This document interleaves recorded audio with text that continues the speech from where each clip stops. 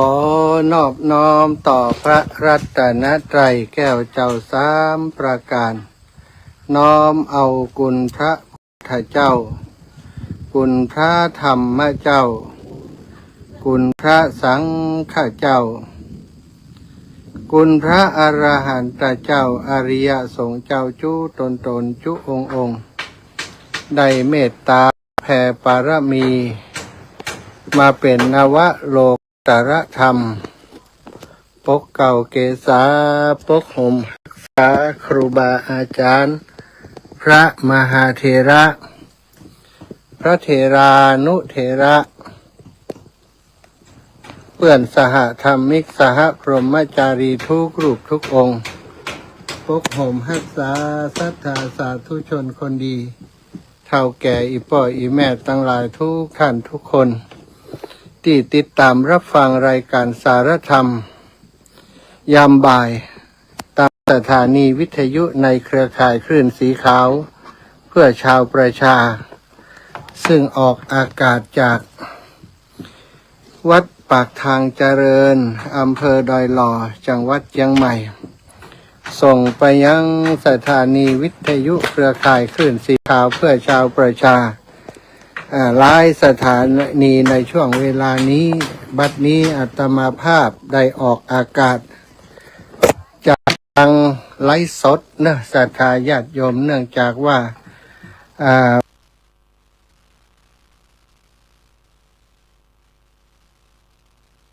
วันนี้ได้มีภาระธุระที่จะต้องปฏิบัติหน้าที่นอกสถานที่นะก็เลยได้มาอยู่นอกสถานที่อยู่นอกสถานที่คณะนี้นะก็เลยได้จะได้ไลฟ์สดมาให้ศรัทธาญาติโยมทั้งหลายได้รับทราบขณะนี้ก็กำลังจัดระบบอยู่ นะเพราะว่าได้อยู่นอกสถานที่ก็ลำบากน้อยในการดูแลรายการเนื้อศรัทธาญาติโยมขอเช็คดูน้อยหนึ่งตอนนี้ได้เชื่อมสัญญาณโอเคเนาะได้เชื่อมสัญญาณจากทางไลฟ์สดจากสถานที่ตั้งวันนี้ได้มาธุระนะที่บ้านเกิดที่บ้านทุ่งโป่งตำบลเมืองปานอำเภอเมืองปานจังหวัดลำปางมีภาระธุระที่จะต้องมาปฏิบัติหน้าที่ที่นี่ก็ต้องขอสุมาอภัยเนื่องจากว่าชุกละหุกเนาะได้ประสานงานให้คนที่เปิ้นจะสะดวกในการเข้ารายการก็ประสานที่ไหนเปิ้นก็ มีภาระธุระกันเหี่ยมดเนาะโดยเฉพาะท่านพระครูสิริธรรมบัณฑิต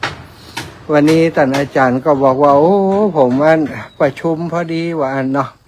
น้องแอมพัชริยาฟองจันตาก็อยู่ในที่ประชุมแต่ท่านอาจารย์ก็แจ้งว่าวันนี้มีการประชุมที่วิทยาลัยสงฆ์นครลำปางทีแรกก็จะให้ท่านอาจารย์เพิ่นเข้ารายการถึง2 ชั่วโมงแต่เพิ่นเข้าว่าใดก็จำเป็นต้องวางธุระหน้าที่ปฏิบัติอยู่ได้มาทำหน้าที่ได้มาพบปะกับศรัทธาญาติโยมท่านสาธุชนคนดีตั้งหลายซึ่งก็ตั้งตารอคอยฟังรายการตั้งสถานีวิทยุในเครือข่ายคลื่นสีขาวของเฮาทุกวันนะถ้าวันใดบ่ได้จัดรายการศรัทธาญาติโยมก็จะบ่นจะบอกว่าไปที่ไหนแฮมหม้อวันนี้บ่จัดรายการแฮมหม้อกันนะซึ่งก็ปกติแล้วเนาะศรัทธาเวลานี้เป็นเวลาที่จะต้องทำงานทำหน้าที่หลายอย่างนะถ้าอยู่วัดก็ส่วนใหญ่ก็จะมีงานกรรมกรหลายอย่างที่จะต้องทำที่วัด ช่วงที่ผ่านมาก็ได้ทำได้แปลงโรงจอดรถสถานที่จอดรถที่วัดบรรพตสถิตพอดีที่วัดท่านอาจารย์ได้ลื้อหลังคาศาลาปฏิบัติธรรมหลังหนึ่งซึ่งได้มีไม้เนาะไม้ที่เหลือจากปวกกินบะเสี่ยง ศาลาเป็นศาลาโครงสร้างหลังคาเป็นไม้ศรัทธา แล้วก็ปวกมันก็กวนเนาหลังคาปวกดีก็ว่ามันมีก่อนยึดโยงกันยึดโยงกันก่อนบาอันจะล่มลงมาแล้วก็พอจะล้มแล้วเนาะท่านอาจารย์ก็เลยได้หรือแล้วก็เปลี่ยนหลังคาใหม่หลังคาไม้บางส่วนตีเป็นไม้ดีน้อยปวกก็บ่กินตีเป็นไม้ติปวกกินได้มันก็กินบ่ได้สัตว์ก็เป็นเหตุให้จะต้องเลือกออกแล้วก็พอดีมีไม้เหลืออยู่อาตมาภาพก็เลยได้นำไม้ตีเหลืออยู่นั้นนะเอามาทำโรงจอดรถโดยความมอบหมายของท่านอาจารย์พระมหานพดลสุวรรณเมธีเปิดอนุญาตให้ทำได้ก็เลยได้เอาไม้มาทำก็เป็นโรงจอดรถไว้ที่หน้ากุฏิสิริธรรมวิพัฒน์อนุสรณ์ที่วัดบรรพตสถิตก็ทำงานเนาะศรัทธาเวลากลางวันอย่างอีกก็ทำงานส่วนที่เป็นงานที่ใช้แรงงานออกกำลังกายพ่องถ้าบางอันมันจะร่างกายมันจะบ่แข็งแรงก็ต้องหาเรื่องให้มันต้องทำงาน ถ้าบ่ทำงานก็อย่างที่ผ่านมาแล้วอาตมามีปัญหาเรื่องอันกล้ามเนื้อศรัทธาญาติโยมกล้ามเนื้อส่วนแขนนะรู้สึกว่าจะมีปัญหารีบบางลงไปโดยเหตุว่าได้เดินธุดงค์แล้วก็ช่วงเดินธุดงค์นั้นมันมีเฮาได้สปายสิ่งของต่างๆซึ่งสิ่งของนั้นมันก็กดทับคิดว่าเป็นเส้นเลือดนะที่ทำให้ไปเลี้ยงส่วนของประสาทต่างๆมันแบบเพียงพอก็ทำให้ว่าอย่างไรจ๊ะครับผมเจแจ้งมาว่าที่สถานีเป็นเพลงครับเดี๋ยวจะเช็คไปก่อนเด้อจ้ะครับผมไปจ้าครับจ้ะสถานีเป็นเพลงน้องนัทสถาพรสุธาคำถ้าจะทำงานอยู่ลูกบ่าวเนาะลูกบ่าวก็มีมีงาน สถานีเป็นเพลงอยู่ว่ากันไปเนาะสถาก็ขอบคุณท่านสามเณรลักษณ์ปัญโยนันท์ได้ติดตามฟังที่ตังเชียงใหม่บอกว่าโอ้ติสถานีลำปางเป็นเพลงไปเนี่ยอาจารย์ว่าแสดงว่าน้องนัทสถาพรสุธาคำเนาะได้บ่ได้ก็สัญญาณกันเต้ออยากกินหมูกระทะ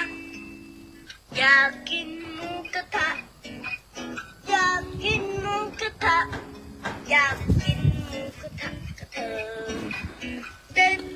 เดี๋ยวเช็คสัญญาณกันเนาะจะถ่ายเช็คสัญญาณที่ลำปางสัญญาณที่ลำปางมีปัญหายังไม่ได้เกาะสัญญาณ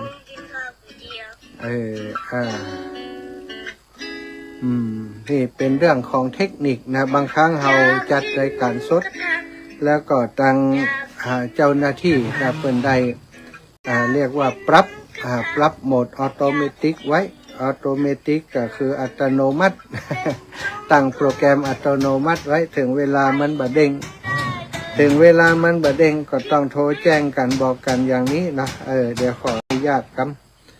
ขออนุญาตติดต่อน้องแอมพัชริยาฟองจันตาลูกสาวบอกว่าจะว่างกันก่อน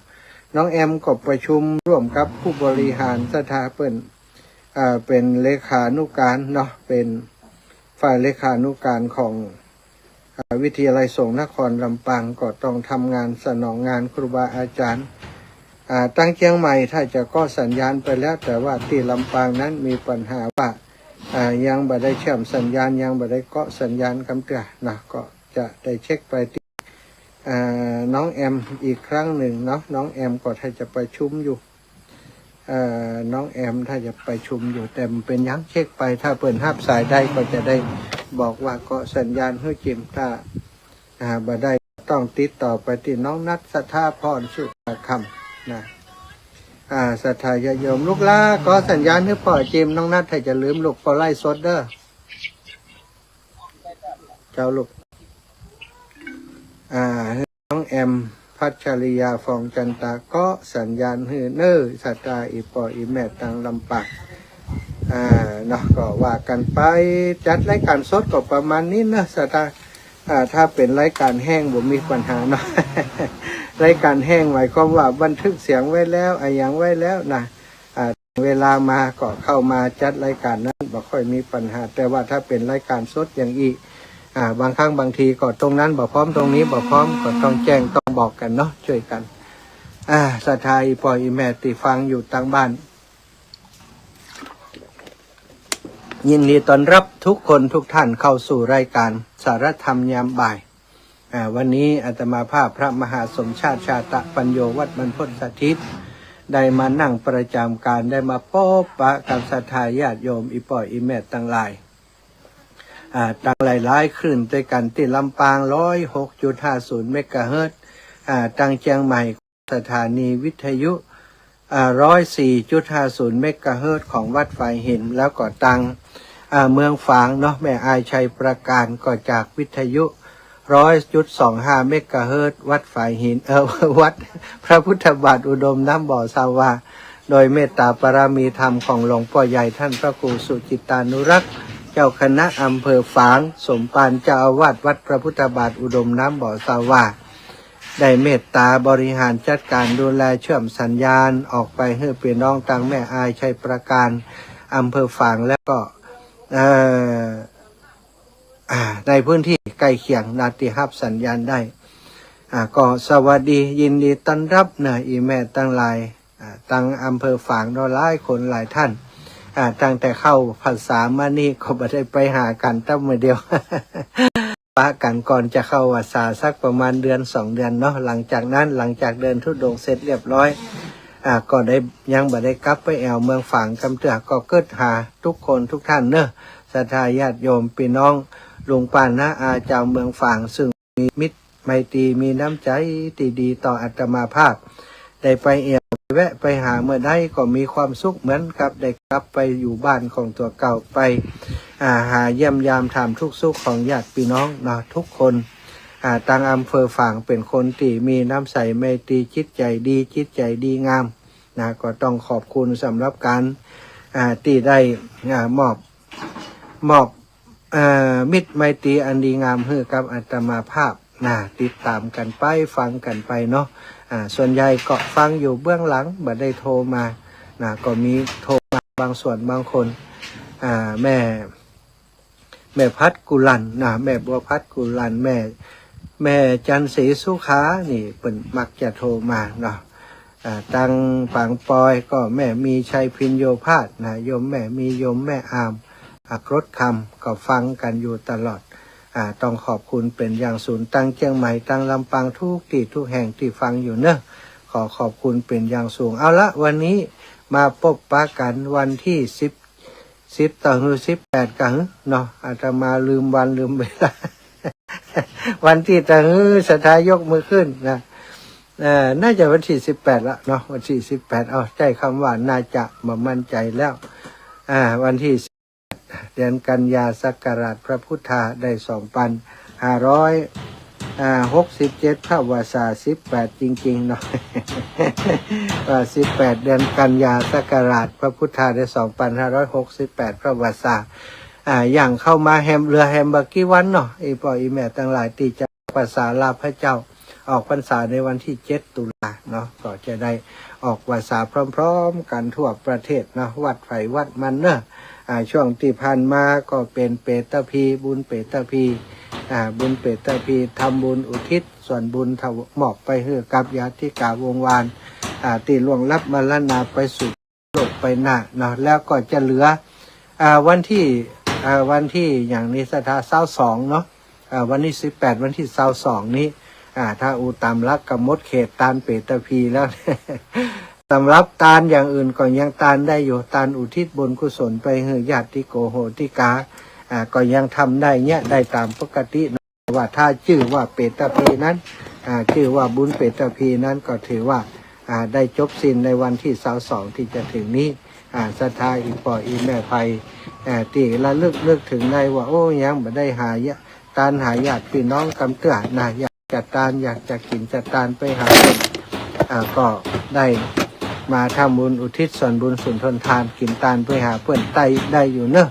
ยังตันอยู่ก็วันที่22วันที่18เนาะเตรียมเนื้อเตรียมตัวเนาะก็เป็น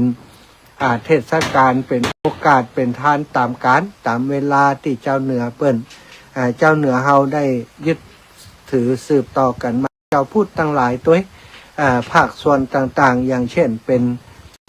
ชาวพุทธแบบจีนเนาะจีนก็เป็นศาสตร์จีนชาวพุทธแบบตั้งภาคกลางเปิ้นเนาะก็เป็นบุญเปตพีเหมือนกันนะของภาคกลางบุญตั้งใต้ก็บุญเปิ้นห้องว่าเทกระจาดก็มีนะประเพณีชิงเป็ดกว่าเนาะภาคใต้ภาคอีสานนี้บุญเข้าประดับดินนี่กันเนาะนี่ของเขาก็คือทำบุญเปตพีประจำปีสาธาวันนี้พบปะกันแล้วก็จะได้นำสารธรรมมาสนทนาต่อจากวันก่อนเนาะวันก่อนก็ได้อู้จาไปเรื่องการที่หลายๆคนเกิดมาบ่มีไผ่ล็อกสถาจะที่จะพัฒนาขอเฮ้ยแม่อายุสั้น วัดท่องอยู่ยืนยาวอย่างเปิ่นเลิกอิดอีนะบ่ค่อยมีไผ่ว่าเนาะว่ามีไผ่ที่จะพัฒนาให้ตัวเก่าอายุสั้นส่วนใหญ่ก็จะพัฒนาว่าขอให้มีอายุมันขวัญยืนอายุมันยืนยาวอยู่กับลูกกับหลานไปเมินๆนานๆนะแบบนี้ทั้งนั้นนะบ่มีไผหรอกที่จะบอกว่าขอให้ผู้ข้ามีอายุบ่ต้องนักสั้นๆอีนะบ่ค่อยมีสถานทั้งหลายเพราะอย่างเนาะก็เพราะเฮาทั้งหลายนั้นพอเกิดขึ้นมาบนโลกใบนี้แล้วนะมีภาระมีธุระมีครอบครัวมีญาติมีโกโหติกามีลูกมีหลานมีพี่มีน้องที่เกี่ยวข้องกันตั้งสายเลือดต่างๆเนาะมีความผูกพันมีความผูกพันมีความฮักต่อกันเนี่ยเขาก็มีญาติพี่น้องมีโดยเฉพาะลูกหลานอันเป็นที่รักเนี่ยบ่มีไผอยากจะไปจากลูกจากหลานนะก่อนเวลาอันควร ก่อนเวลาอันควรแม้แต่ถึงเวลาอันควรเขาก็ยังไม่อยากจะจากไปยังอยากจะหันความเจริญก้าวหน้าของลูกของหลานของความเจริญก้าวหน้าของบ้านของเมืองไปทางหน้านะทุกคนเป็นอย่างนั้นก็ทำให้ทุกคนปรารถนาที่จะมีชีวิตอยู่มีอายุมันขวัญยืนมีอายุมันยืนยาวแต่ศรัทธาญาติโยมทั้งหลายชีวิตของมนุษย์เรามันมีกำหนดเนาะมีกำหนดมีเวลาของมันตามสภาวะของโลกนะศรัทธาต้องว่าสภาวะของโลกปัจจุบันนี้กับโลกสมัยก่อนนี้แตกต่างกันในวิถีชีวิตคนแต่ละยุคแต่ละสมัยนั้นมีเกณฑ์เฉลี่ยของการมีอายุไขที่แตกต่างกันนะบางยุคบางสมัยคนมีอายุ 200-300 ปี 400-500 ปีบางสมัยที่ดูในพระไตรปิฎกต่างๆในพระสูตรในอัตถกถาฎีกาต่างๆเนาะเปิ้นก็บอกว่าบางสมัยบางยุคนั้นนับหลังออกไปหลายแสนกับสถามีมนุษย์ที่มีอายุยืนถึง500,000-600,000 ปีก็มีอย่างมันนักเหลือล้ำเหลือเนาะ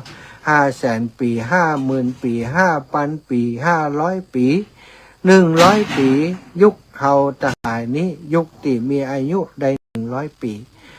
ต่ำกว่านี้ลงไปก็จะเป็นมิฆสัญญีแล้วนะสถาน100 ปีเหลือสัก30-40 ปีเหลือสัก10 ปีสถานลองคิดพอถ้าคนเฮา10 ปีแล้วตายนี่ เกิดมาก็ต้องมีครอบครัวมีเป็นผัวเป็นเมียกันตั้งแต่น้อยๆเหมือนสัตว์หลายเนาะเกิดมาปีหนึ่งขวบหนึ่ง4-5 เดือนสัตว์บางชนิดก็เรียกว่ามีการสืบพันธุ์และมีการเจริญพันธุ์แล้วแต่สำหรับมนุษย์เฮาทั้งหลายนั้นก็อายุ15-16 ปีขึ้นไปวัยเจริญพันธุ์ศรัทธาญาติโยมก็จึงทำให้ช่วงนี้มีอายุเราประมาณ75 ปีถึง75 ปีนะค่าเฉลี่ยของอายุมนุษย์75 ปียุคปัจจุบันนี้บางยุคบางสมัยก็จะอายุสูงกว่านี้บางยุคบางสมัยจะต่ำกว่านี้ก็แล้วแต่คนในยุคนั้นสมัยนั้นจะดูแล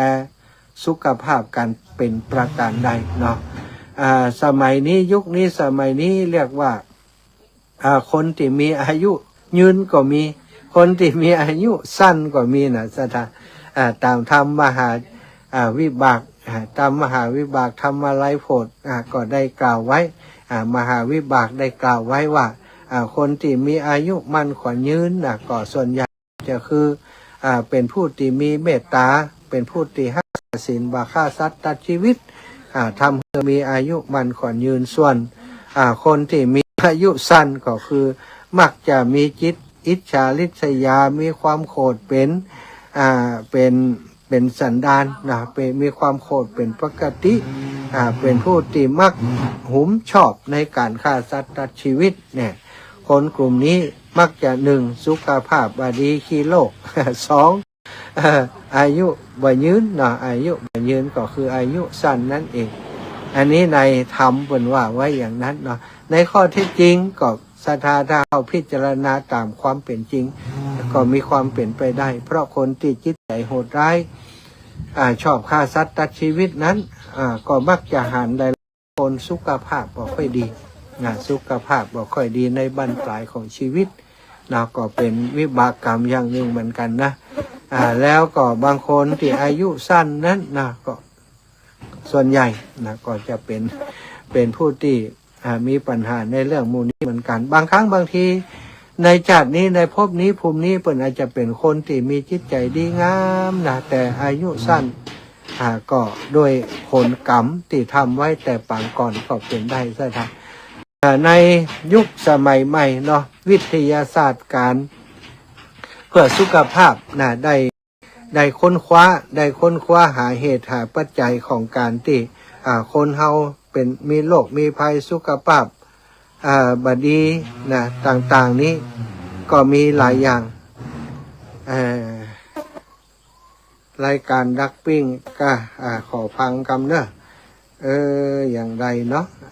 ตังลำปางบอกก็สัญญาณกำกะ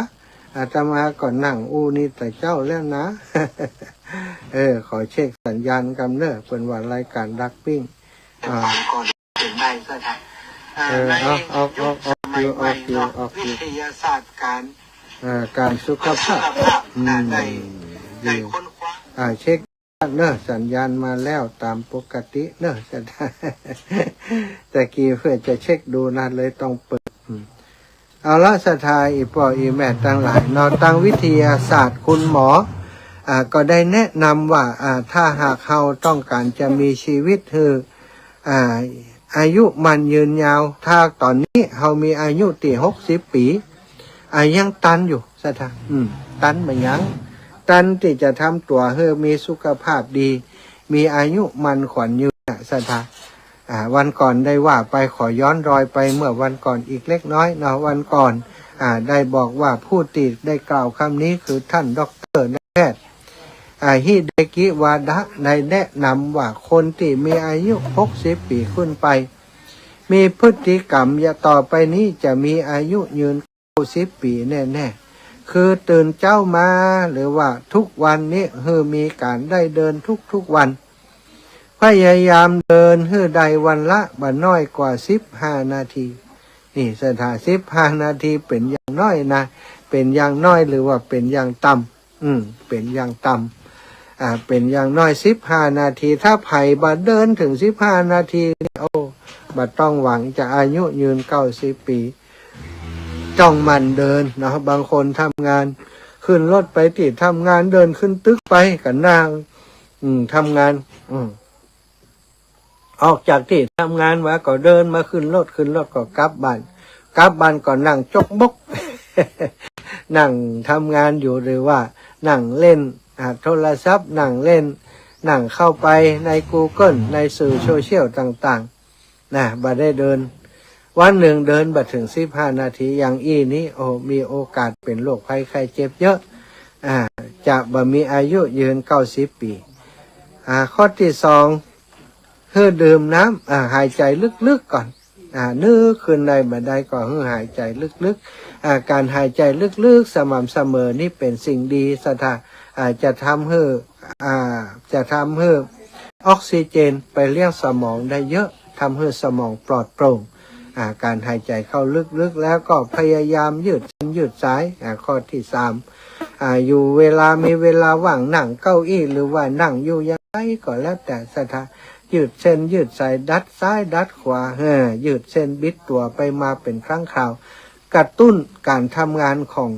เส้นเลือดเส้นประสาทต่างให้ร่างกายกระปรี้กระเป๋านี่ข้อที่สามข้อที่สี่จิบน้ำบ่อยๆได้นะนึกใดบ่ได้นะก็ขอให้จิบน้ำบ่ต้องสนใจนะว่าบ่ต้องสนใจละว่ากินไปแล้วหรือว่ากินแต่ถ้านึกได้ก็จิบน้ำไปนะจิบน้ำการจิบน้ำบ่อยๆทำให้เลือดนะเลือดน้ำนี้จะไปหล่อเลี้ยงไปเติมนะในการฟอกเลือดในร่างกายของเราทำให้เลือดบรรนืดสะทานึกได้บ่ได้ก็จิบน้ำบ่อยๆแม้เขาจะบ่หิวบ่กระหายก็ตามจะพยายามน้ำเหือมากในระหว่างวันเนาะทำให้เป็นนิสัยบางคนนี่บ่ค่อยกินน้ำสะทากินข้าวแล้วกินน้ำเห็ดเตื้อหนึ่งบางทีลืมกินน้ำก่อนแล้วไปเลยบ่ได้กินน้ำบางคนวันหนึ่งกินน้ำบ่ถึง5 แก้วโดยซ้ำไปเนาะบางคนก็2-3 แก้วอันนี้ก็เป็นปัญหาของสุขภาพนะเพราะเขาไม่ได้เติมน้ำเข้าไปในร่างกายเนี่ยซึ่งร่างกายเนี่ยมีน้ำอยู่หลายส่วนร่างกายต้องการน้ำในการไปหล่อเลี้ยงเซลล์ต่างๆให้ความชุ่มชื้นกับแก่ผิวหนังต่างๆอันนี้สำคัญสถานเพราะฉะนั้นต้องจิบน้ำบ่อยๆข้อที่5อายุมากแล้วอย่าปล่อยให้ท้องผูกนี่อันนี้ก็สำคัญคนเฒ่าหลายคนเนาะต้องกินยาระบายโอ้ยแม่ถ้าไม่ได้กินยาระบายมันตึงบัดทายอาจารย์ก็ทำไปทำมาแม่กินอาหารแบบใดก็ปรากฏว่ากินอาหารที่มันบ่ค่อยมีกากมีใยของอาหารซะทะประเภทที่มีกากใยก็คือพวกพืชผักผลไม้นี่เป็นอาหารที่มีกากมีใยแล้วก็อย่างผลไม้บางชนิดเนาะกล้วยก็ดีมะละกอมะกล้วยเตดบรรเทานี่ก็ดีจะมีประโยชน์ในการขับถ่ายช่วยในการขับถ่ายอายุนักขึ้นแล้วเนาะการขับถ่ายมันจะลำบากกว่าคนในรุ่นหนุ่มทั้งหลายนะลำไส้ก็ดีอายังก็ดีมันทำงานบ่ค่อยปกติต้องช่วยมันถ้ากินข้าวเหนียวกินอายังที่มันบ่ค่อยมีกากสะทามันก็บ่ค่อยได้ถ่ายเพราะบ่ค่อยได้ถ่ายท้องมันก็อืดท้องมันก็ผูกต้องผูกนี่บ่มีผลดีต่อสุขภาพบางครั้งเป็นที่สะสมมักหมมของโลกบางคนศรัทธาญาติโยมมีกลิ่นออกจากเนื้อจากตัวเนื่องจากว่าความสกปรกต่างๆมันบ่ถูกขับออกมาตามธรรมชาติเนาะบ่ได้ขับถ่ายตามปกติมีกลิ่นเหม็นจากเนื้อจากตัวนี้ก็ต้องคอยนะทานอาหารที่ให้มันถ่ายง่ายว่าอย่างอันเตอร์นอกบ่ฮือท้องมันผูกกินอาหารกากใยลดอาหารโปรตีนจากเนื้อสัตว์คือน้อยลงนะต้องกินอาหารโปรตีนจากธรรมชาติลดโปรตีนจากเนื้อสัตว์เนื้อสัตว์นี้มีส่วนทำให้เราสุขภาพบ่ค่อยดีเหมือนกันเนอะสถามียาปฏิชีวนะอย่างต่างๆมากับเนื้อสัตว์เนาะข้อที่6พยายามขยับปาก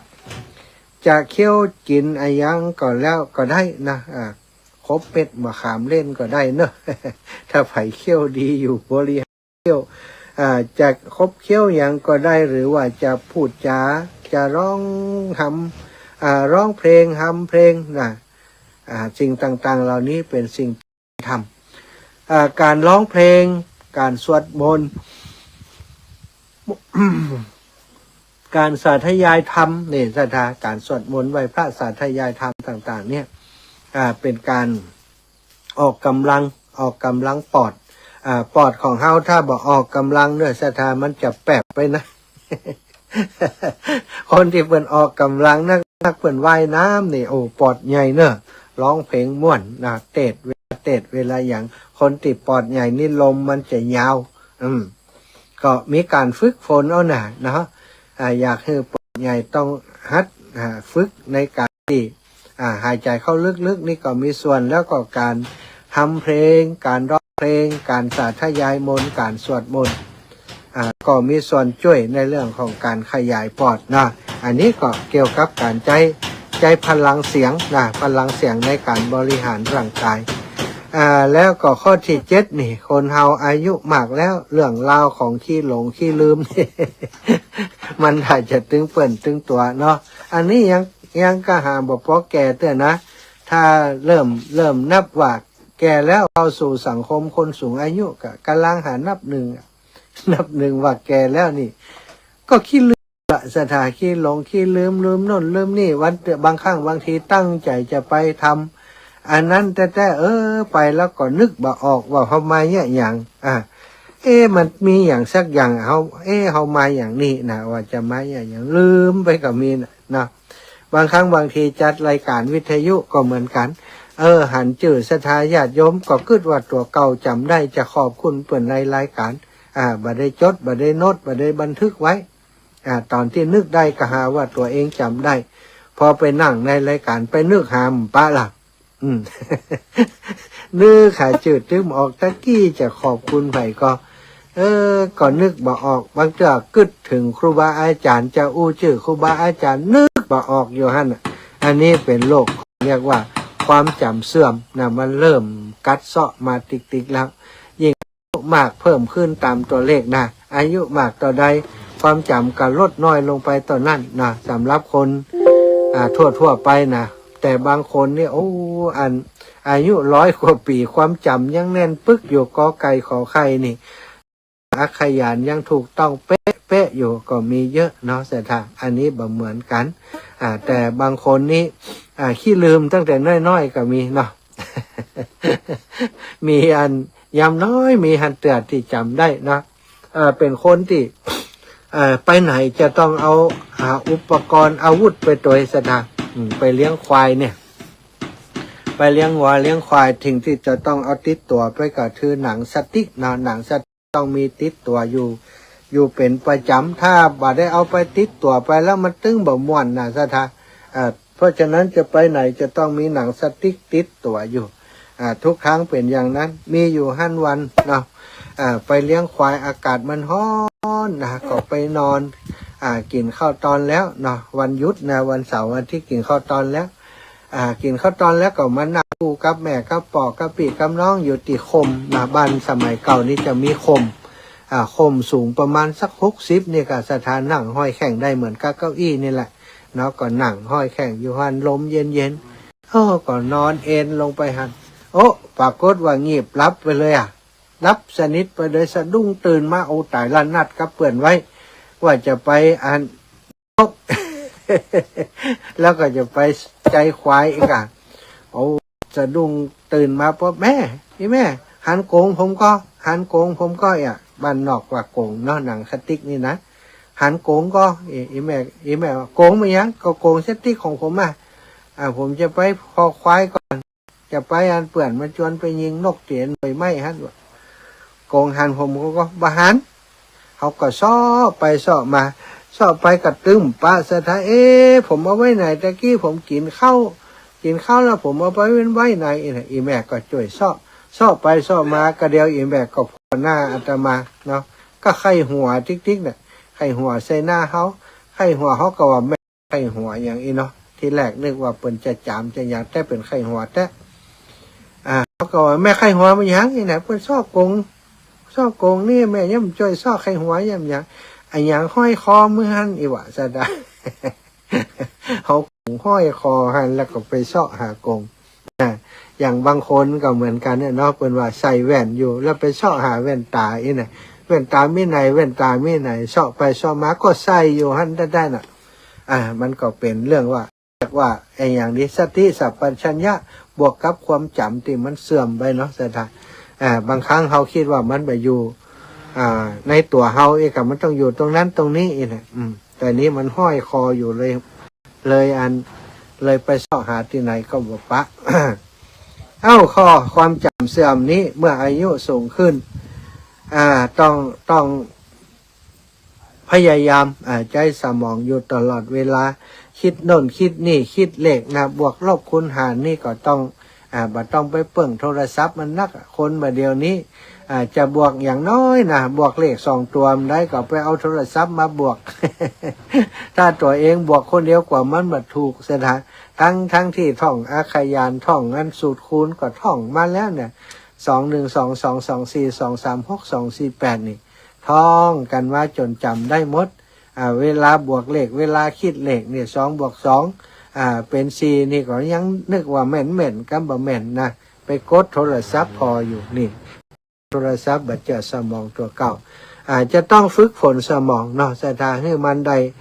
ได้ทำงานอยู่ตลอดทำงานอยู่บ่อยๆถ้าเขาบ่ฝึกฝนบ่ให้สมองมันทำงานอย่างอยู่เป็นประจำนี่ความจำของเขามันจะเสื่อมไปเรื่อยๆเหมือนกับของที่มันบ่ได้ใจเขาบ่ได้ใจอันยังบ่อยๆเหมือนเข้ามันก็เสื่อมไปเนาะสมองก็เหมือนกันถ้าบ่ใจมันเสื่อมแน่นอนข้อที่8บ่ต้องกินยาเยอะนะสถายาแต่ละชนิดเนี่ยที่เรากินเข้าไปเนี่ยมันเป็นอันตรายต่อสุขภาพต่อตับต่อไตเราเนาะกินที่จำเป็นถ้าออกกำลังกายช่วยเหลือได้ก็ควรจะออกกำลังกายเพื่อจะลดปริมาณการใช้ยาไปตัวบางคนนี่เปิ่งยาอย่างเดียวเปิ่นบอกให้ออกกำลังกายพ่องเนื้ออีแม่จะได้ลดเรื่องความดันความเบาหวานน้ำตาลในเลือดลงไปช่วยมันตัวแต่บอกเอาแม่กินยาอย่างเดียวอย่างอีกก็จะเป็นอันตรายเนาะกินเยอะบ่ดีถึงมันจะเป็นยาดีต่อได้ก็ตามถ้ากินเยอะกินมากเกินไปกินคนเกินความจำเป็นก็เป็นอันตรายต่อสุขภาพของเราข้อที่9นี่อันนี้ก็เกี่ยวกับตะกี้นั่นแหละควรพยายามถ้ามีโอกาสก็วัดความดันเลือดบ่อยๆอายุนักแล้วนี่อาตมาก็วัดทุกวันก็ยังสูงอยู่เนอะช่วงนี้บางทีเนี่ยการกลางวันวันแรงวันหน้าบุบโอ้วัดพอ150ความดันขึ้นนะเบาหวานความดันสูงเนี่ยต้องคอยควบคุมอันนี้ก็ยังกินยาอยู่นะหมอเพิ่นให้กินเกินเม็ดก็พยายามกินเท่าที่จำเป็นสถาบางวันแข้งคาลิลบผ่องนะลบไป 2-3 วันผ่องกระเมียนะ ไม่อยากจะกินให้มันเยอะเกินไปก็เช็คความดันไปตัวนะว่าความดันเฮาบ่ให้มันวิ่งไปนัก130นี่ยังพอได้อยู่นะแต่ว่าถ้ามันเกิด150 160 170ขึ้นไปนี่อันตรายสำหรับสุขภาพของคนวัยสูงอายุแล้วนะต้องระมัดระวังวัดความดันเลือดบ่อยๆเพื่อควบคุมบ่ให้มันสวิงมากเกินไปข้อที่10ทำอารมณ์ให้แจ่มใสอยู่เป็นนิดสำคัญนะสถาอารมณ์ถ้าอารมณ์ขุ่นมัวบ่ม่วนอกบ่ม่วนใจเครียดอยู่ตลอดเวลานี่อารมณ์ขุ่นมัวอยู่เป็นนิดนี่ก็จะเป็นปัญหาเนาะฉะนั้นนี่ก็ต้องระมัดระวังนะสถาเรื่องอาหารอากาศอารมณ์เนี่ยเป็นสิ่งสำคัญถ้ามีอารมณ์แจ่มใสนะสุขภาพพลานามัยมันก็จะสมบูรณ์ตึงภายในภายนอกเนี่ยพบปะสังสรรค์กับเพื่อนฝูงอยู่เป็นนิดอยู่เนืองอยู่เป็นประจำอย่างกันป้าเพื่อนฝูงกันป้ากันมันมักจะ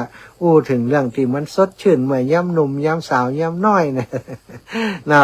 มันก็จะมีความสุขไปนะสถาพบปะเพื่อนฝูงเพื่อสังสรรค์อยู่เป็นประจำท่องเที่ยวอย่างสบายบ่โลดโผนตามโอกาสนะอายุมากแล้วก็หาโอกาสได้ไปเที่ยวไปแอวตามสถานที่ต่างๆพ่องเพราะว่าชีวิตของคนเฮานี่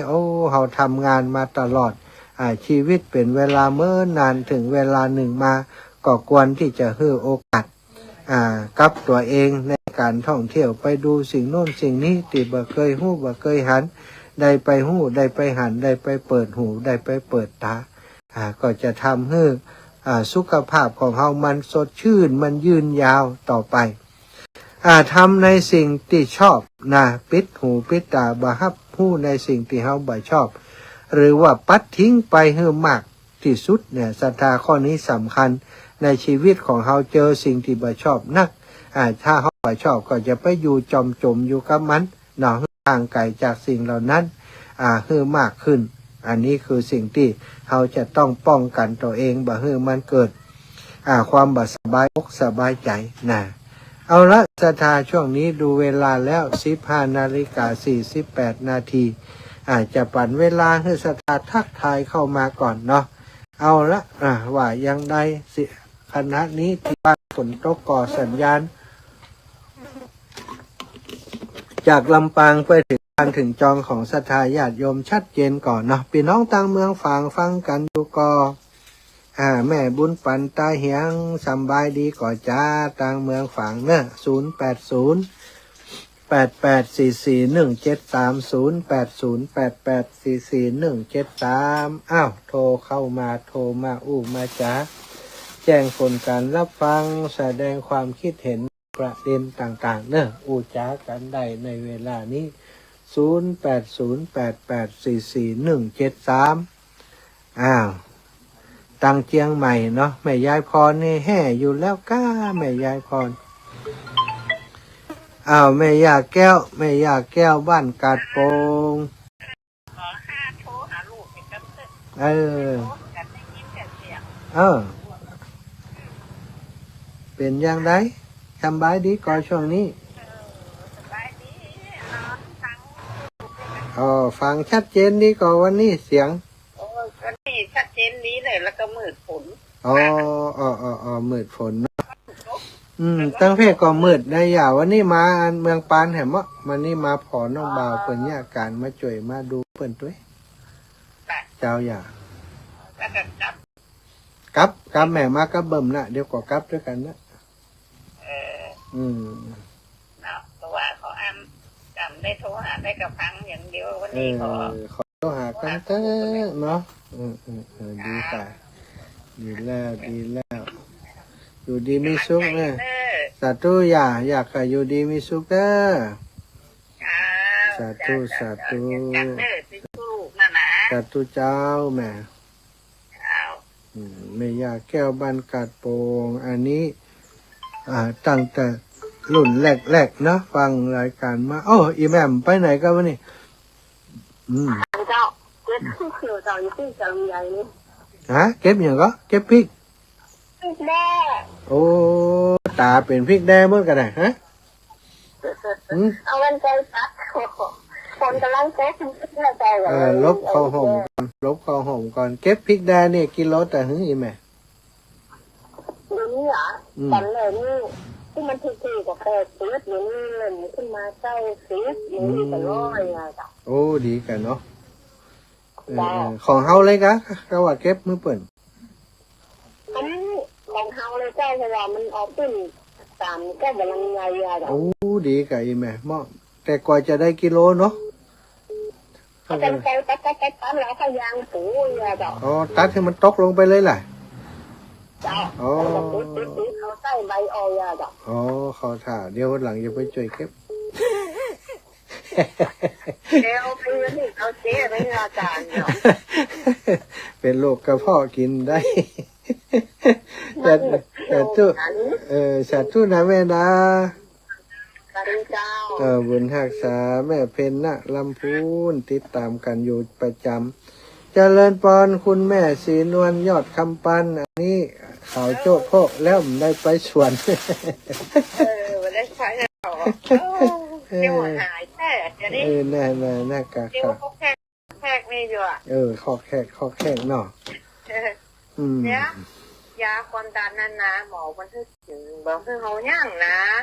ก็บางให้ย่างก็กินลบผ่องได้วันอิ่มได้วันนี้ลืมก็แล้วไปอ่ะมันผูกว่าไม่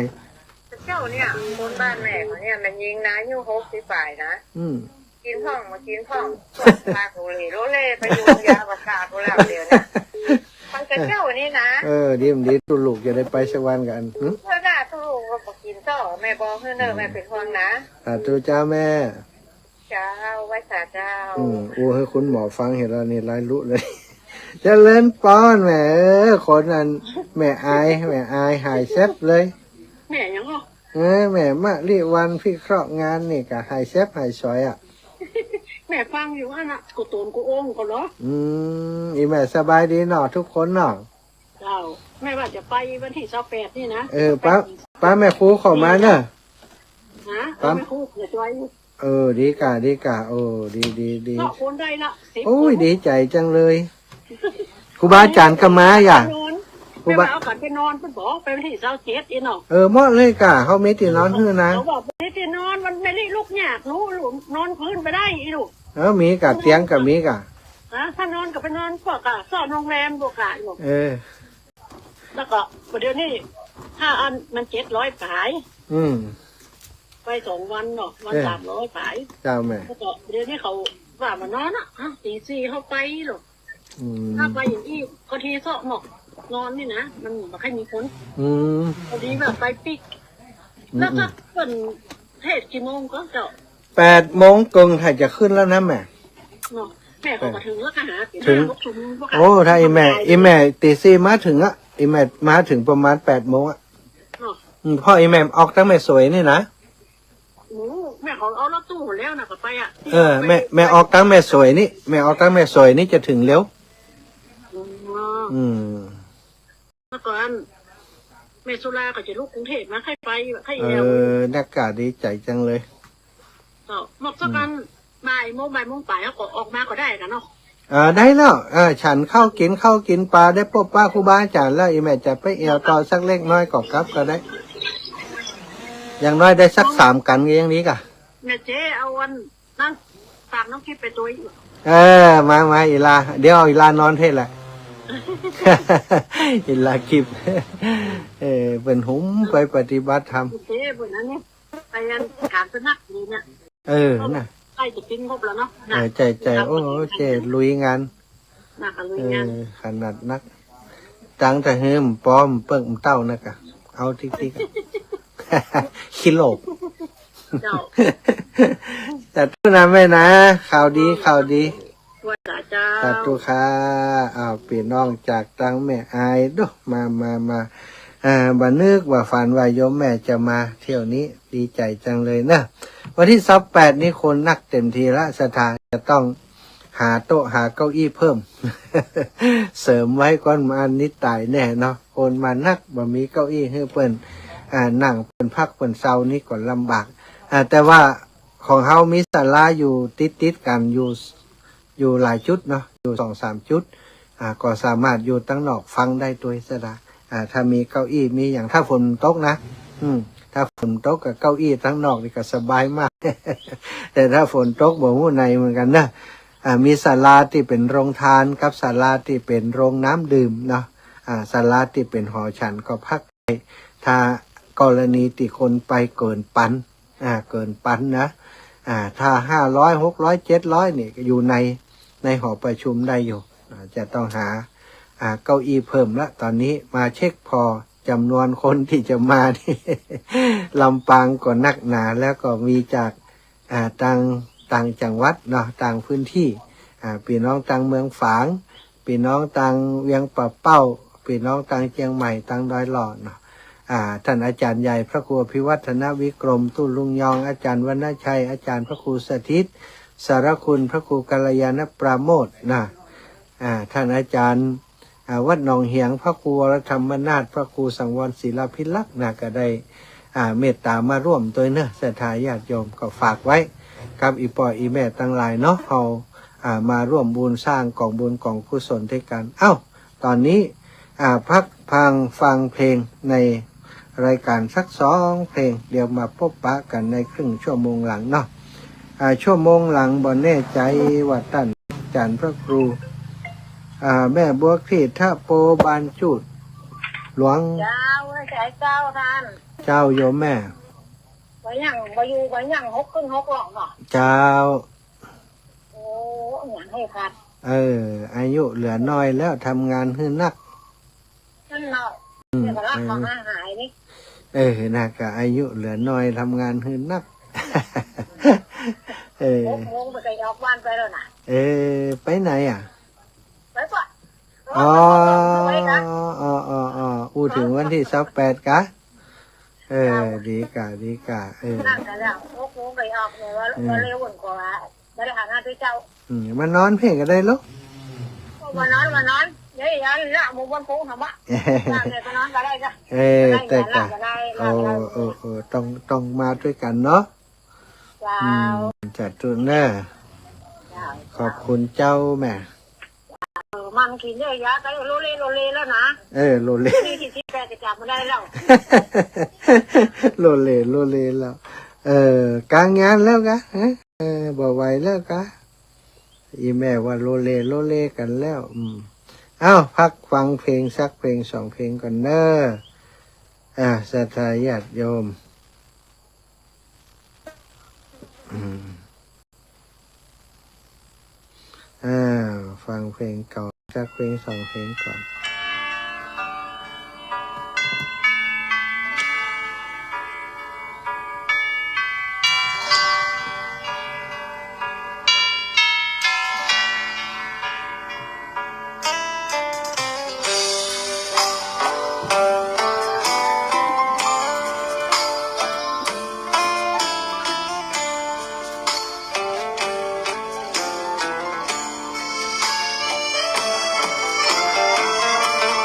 ชวนทุกท่านเข้าวัดเข้าวา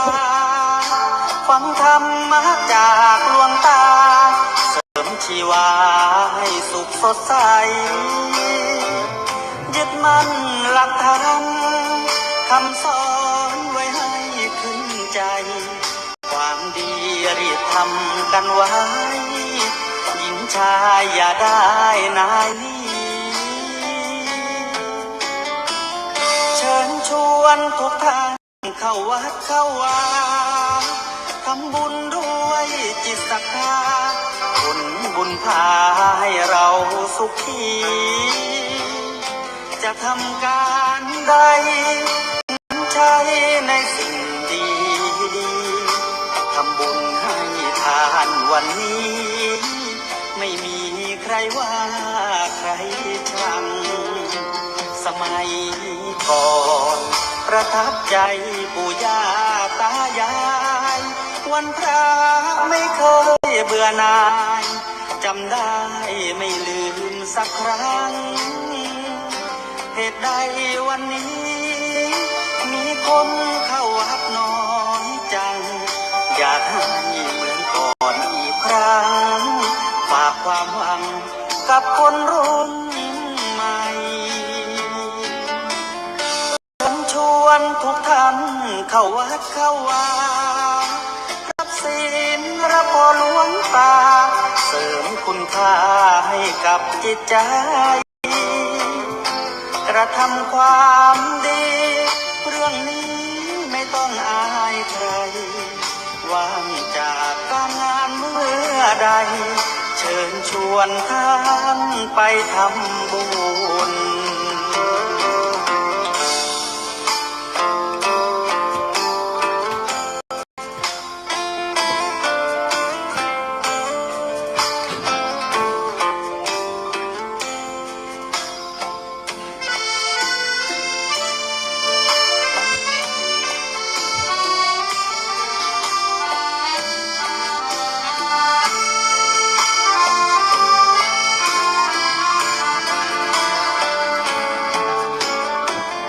เชิญชวนทุกท่านเข้าวัดเข้าวารับศีลรับพรหลวงตาเสริมคุณค่าให้กับจิตใจกระทำความดีเรื่องนี้ไม่ต้องอายใครว่างจากการงานเมื่อใดเชิญชวนท่านไปทำบุญกระทำความดีเรื่องนี้ไม่ต้องอายใครฝากเพลงเชิญชวนหญิงชายอย่าอายเรื่องการทำบุญ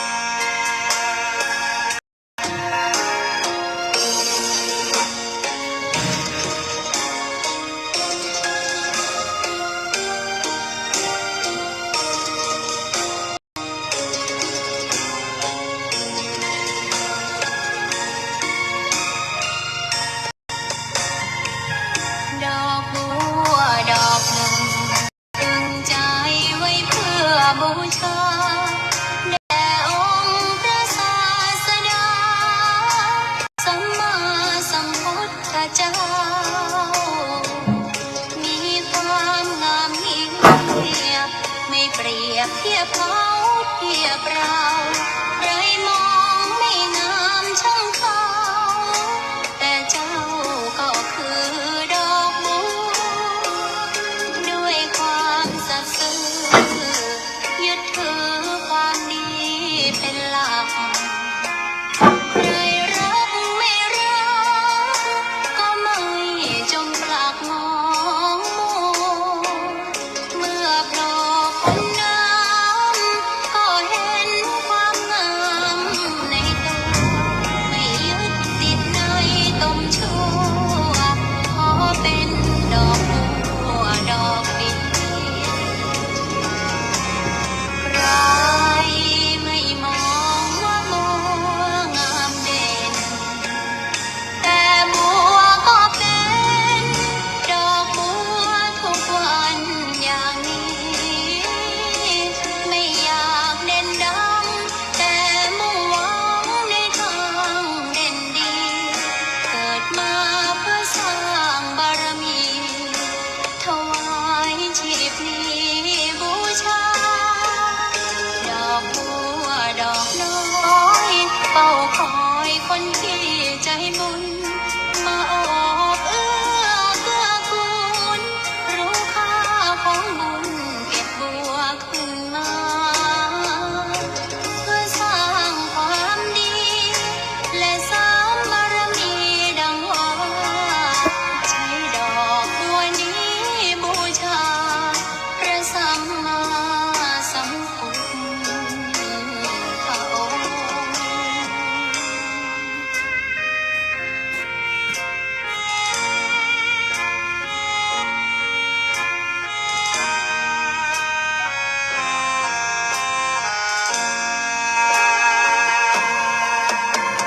ใคร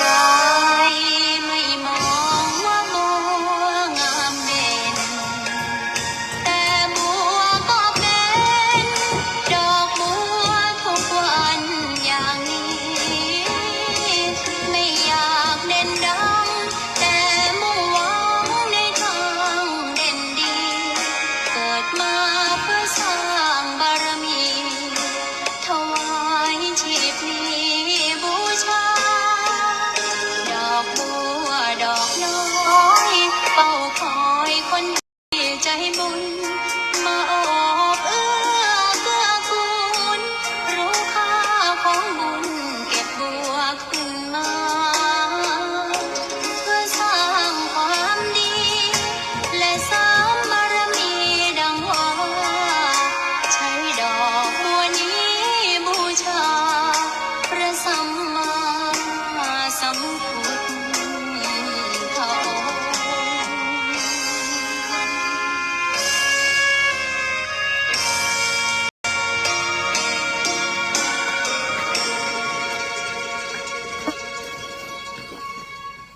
อ้าวศรัทธาสาธุชนคนดีตั้งหลายจบลงไป2 เพลงเป็นเพลงธรรมะเป็นเพลงที่มีสาระประโยชน์เนาะ ในเนื้อหาของเพลงก็ได้บอกถึงสาระของชีวิตนะของมนุษย์คนเฮาตั้งหลายจวนกันเข้าวัดเข้าวาเพราะว่าปัจจุบันนี้คนเข้าวัดน้อยลงแล้วไปบ่พอนะวัดวาครูบาอาจารย์ก็มีปัญหาในเรื่องของการประพฤติปฏิบัติไปทำให้ศรัทธาส่วนหนึ่งตีงอนแง่นคอนแคนอยู่แล้วบ่มีความตั้งมั่นในศาสนาอยู่แล้วก็พลอยได้ถอยออกมาจากการที่เคยเข้าวัดเขาว่าโอ้บ่เข้าแล้วบ่ไปแล้ววัดใดก็เหมือนกันนะ ทุกเช้าวันนี้อย่างเดียวกันนะนอศรัทธาญาติโยมคน100 คนพันคนหมื่นคนแสนคนล้านคนจะฮือเหมือนกันคู่คนมันก็เป็นไปบ่ได้อยู่แล้วพระสงฆ์องค์สังฆเจ้าในพุทธศาสนาก็มาจากลูกเจ้าบ้านนะก็ยอมรับบางรูปบางองค์มีความมีการปฏิบัติที่ผิดเพี้ยนไปจากการที่ตั้นได้ทำตัวของตั้นเองเนี่ยมาแสวงหาลาภสักการะประโยชน์จากพระพุทธศาสนาได้สร้างความเสื่อมเสียในเรื่องต่างๆไป ก็เป็นเรื่องส่วนบุคคลเนาะเรื่องศาสนานี้ส่วนบุคคลก็ห้ามโทษห้ามกรรมไปตามส่วนบุคคลตามธรรมวินัยก็โดนไปตามธรรมวินัยก็ต้องเรียกว่าต้องถูกคาดโทษไปตามธรรมวินัยส่วนตามในเรื่องของทางโลกถ้าผิดระเบียบข้อบังคับหรือว่าผิดกฎหมายประการใดประการหนึ่งก็ต้องเรียกว่ารับโทษตามกฎหมายบ้านเมืองบัดต้องกว่าคนทำกรรมบดีก็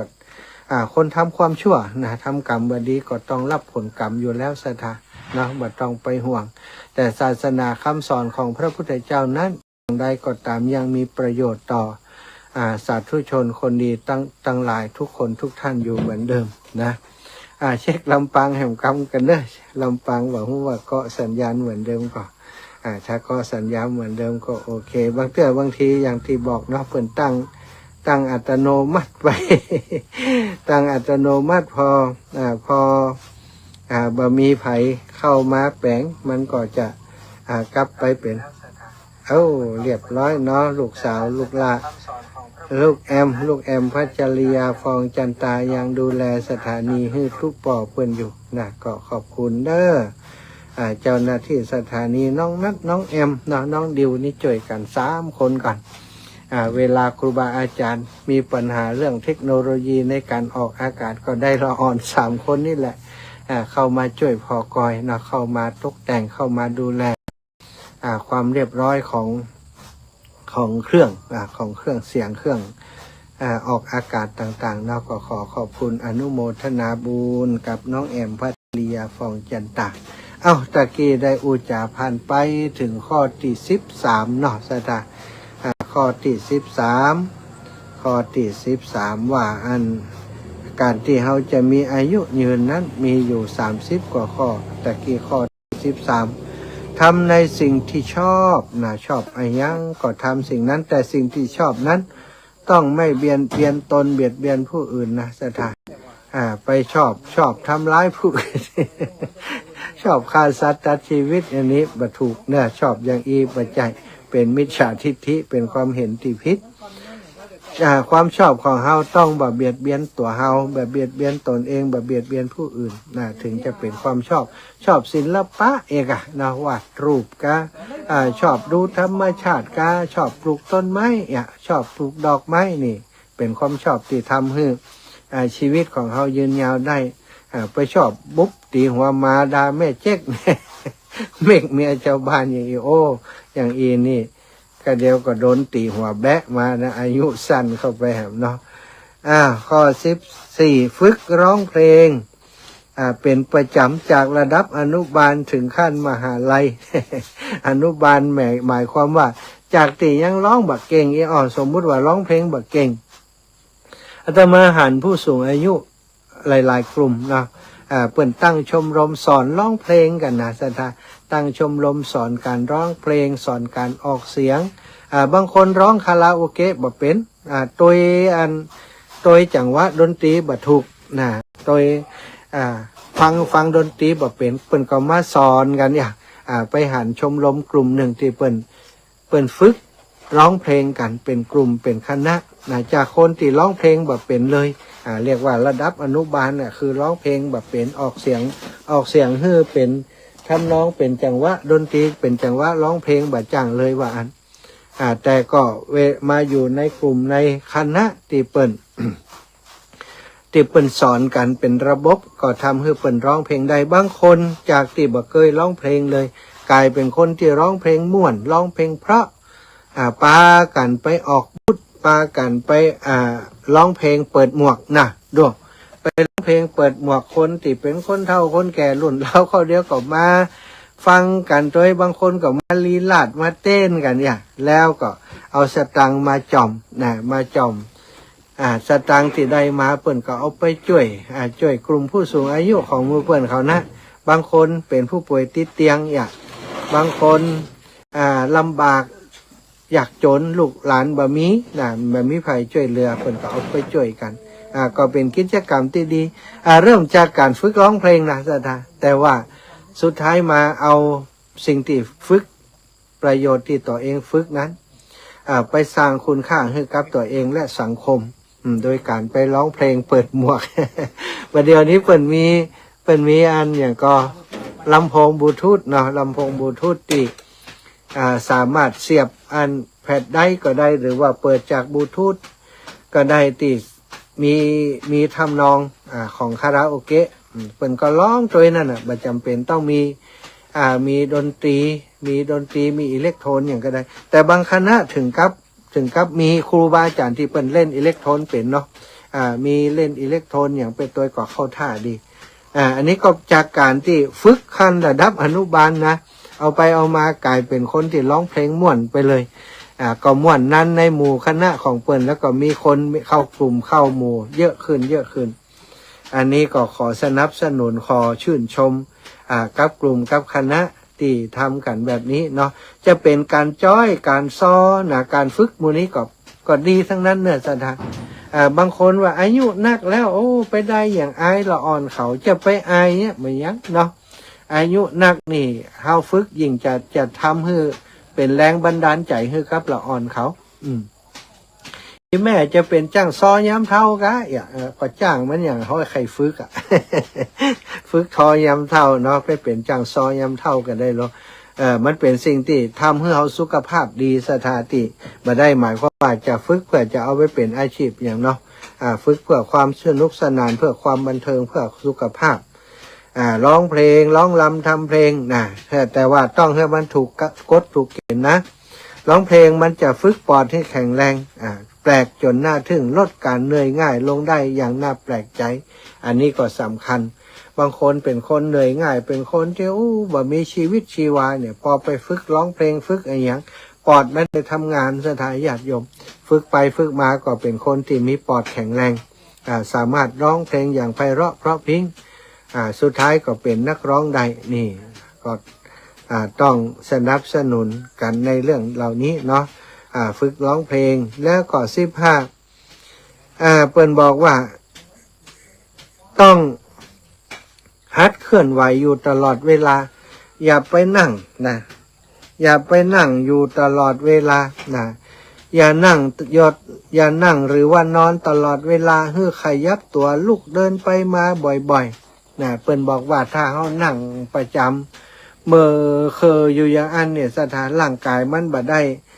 ด้ออกมันบ่ได้เอ็กซ์เซอร์ไซส์หรือว่าการเดินไปเดินมาคือการเอ็กซ์เซอร์ไซส์เนาะการออกกำลังกายอย่างการต่างๆนี่เป็นสิ่งสำคัญถ้าเขาบ่ได้ออกกำลังเขาบ่ได้เดินไปมาหันนี่นะร่างกายของเขามันก็จะอาจจะห่อใจเหี่ยวไปเพิ่นเลยบอกว่าต้องออกกำลังกายลุกเดินบ่อยๆจะไปนอนจะไปนั่งอย่างเดียวมันจะทำให้ร่างกายเขาเหนื่อยเขาล้าง่ายบ่มีการเคลื่อนไหว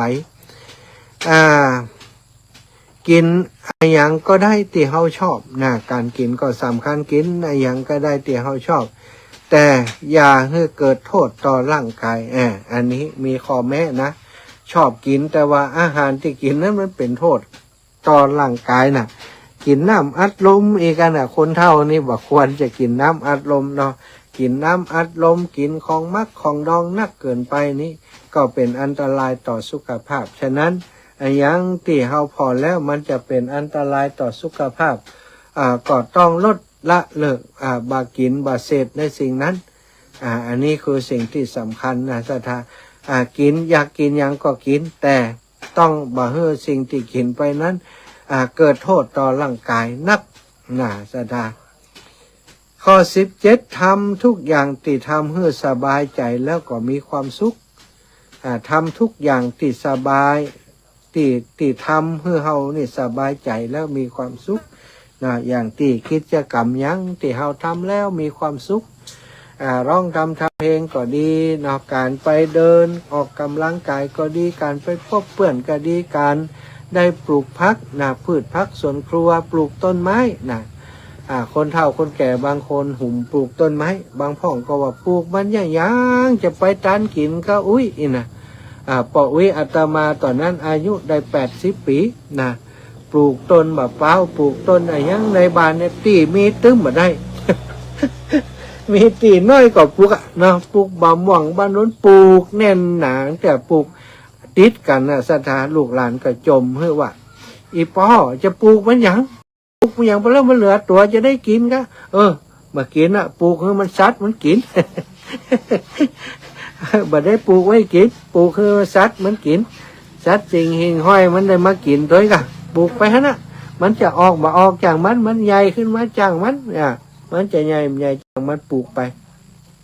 อายุ80เป็นปลูกศรัทธาแล้วก็บะเป้านี่4-5 ปีมันได้กินน้อยปรากฏว่าโอ้ที่เปิ่นปลูกไว้นั่นได้กินหมดประมาณอายุ103 ปีศรัทธาดูจาก80ไปถึง103 ปีมันจะเหือศรัทธาแหม20 กว่าปี80 90 100 23 ปีเนาะเปิ่นก็ได้กินของเปิ่นที่เปิ่นปลูกไว้เนี่ย ถ้าไปฟังกรรมเขาว่ามันต้องปลูกเปิ่นก็ปลูกเปิ่นก็ไม่ได้กินแต่ว่าสิ่งที่กินนี่ก็คือไม่ได้หมายความว่าเปิ่นกินคนเดียวนะลูกหลานได้กินคนอื่นได้กินคนอื่นได้ใช้ประโยชน์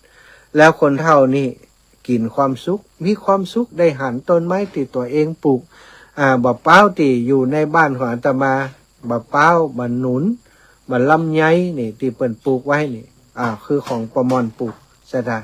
ดูอายุ103 ปีนะอายุได้นักอันนี้ก็คือเปิ่นได้ทำกิจกรรมที่ทำให้ตัวของเปิ่นมีความสุขกิจกรรมที่ชอบเนาะปล่อยวางฮัดปล่อยวางข้อที่18นี่ต้องรู้จักปล่อยวางต้องรู้จักอภัยให้มากขึ้นยิ่งอายุเฮามากขึ้นนะศรัทธาจะไปจดจำสิ่งที่บดีไปเครียดแค้นชิงชังกับอย่างต่างๆเนาะที่ในชีวิตที่เฮาผ่านมาได้เฮาประสบพบเห็น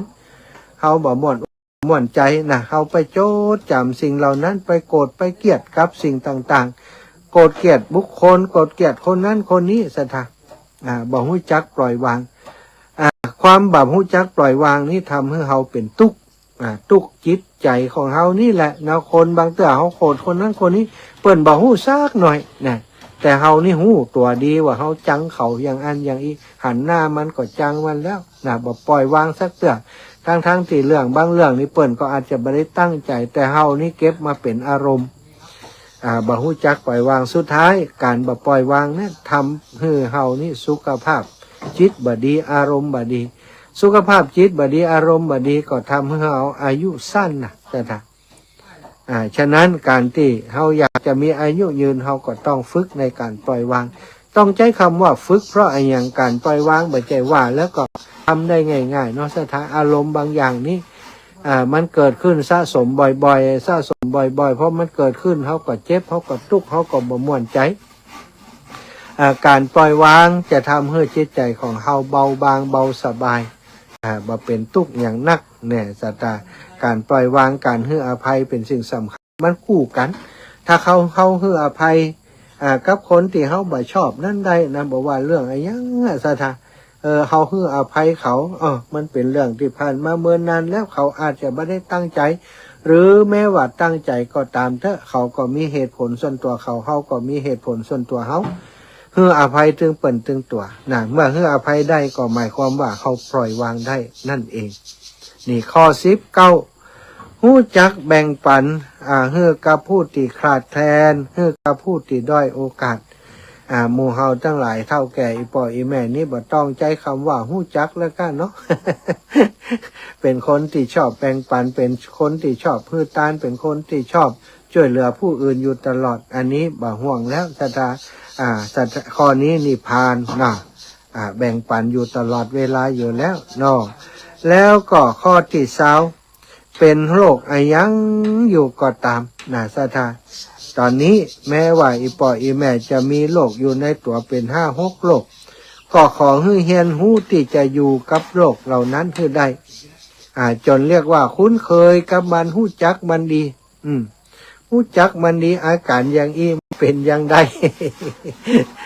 อาการอย่างอีถ้ามันเกิดอาการวิ่งมาแล้วกระเดียวมันจะต้องเป็นอย่างโน้นอย่างนี้นี่หู้จักมันสถานถ้าหู้จักมันแล้วก็บอกให้มันเหียว่าเนาะถ้าเขาตายตัวก็ตายด้วยเนอะอยู่ด้วยกันไปเมิน จะไปเบียดเบียนร่างกายนักนะถ้าเปิ้นตายตัวก็ตายหู้ก่อเจ้าโลกเคย หู้จักโรคภัยไข้เจ็บต่างๆอย่าไปเครียดกับมันศรัทธาเพราะหลายสิ่งหลายอย่างที่เกิดขึ้นแล้วนั้นอาจจะอยู่เหนือวิสัยที่เขาจะแก้ไขแล้วเมื่อเขาเหนือวิสัยที่จะแก้ไขก็หมายความว่าจะต้องเรียนรู้ที่จะอยู่กับมันให้ได้จนคุ้นเคยจนหู้จักกับมันเขาก็จะได้สบายใจก็จะทำให้ว่าเครียดในชีวิตนะแล้วอายุก็จะยืนไปข้อ21นะมองสิ่งรอบข้างสิ่งรอบตัวต่างๆในแง่บวกเข้าไว้หันอย่างดีดีสิ่งที่ดีก็โอ้ดีเนอะวันนี้ได้หันสิ่งนั้นสิ่งนี้ดีหันสิ่งบดีก็ตามก็ต้องมองให้มันเป็นมุมบวกให้ได้มองให้มันเป็นสิ่งที่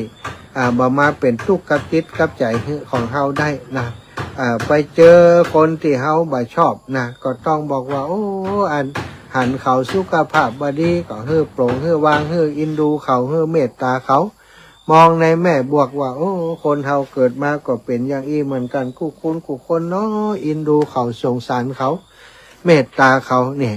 ก็มองในมุมบวกเฮาก็จะมีความสุขแต่ถ้าคนมองบวกหันคนอย่างได้ก็จะสรรเสริญได้นะโอ้คนนั้นคนนี้แต่งตัวดีรู้เนี่ยคนนั้นคนนี้เปิ่นแต่งตัวมอซอโอ้เปิ่นแต่งตัวสมถะรู้บ่ใจว่าโอ้อีนี่แต่งตัวอวดล่ำอวดรวยเปิ่นแต่งตัวงามกับว่าเปิ่นแต่งตัวอวดล่ำอวดรวยเปิ่นทาแป้งแต่งตัวเป็นทาแป้งหวีผมดีก็หาว่ามันสลิดนักเอาแบบถ้าอย่างอันนี้แสดงว่าเฮาเป็นคนที่มองลบมองโลกในแง่ลบต้องถ้ามองโลกในแง่บวกก็เช่นไปหันเปิ้นเด้อเปิ้นแต่งตัวงามๆก็โอ้คนนี้แต่งตัวงามชุดนี้อย่างมาเปิ้งกับเปิ้นเนาะหน้าตาผมผ้าเสื้อผ้าหน้าผมเหมาะสมไปเหียกุยยาง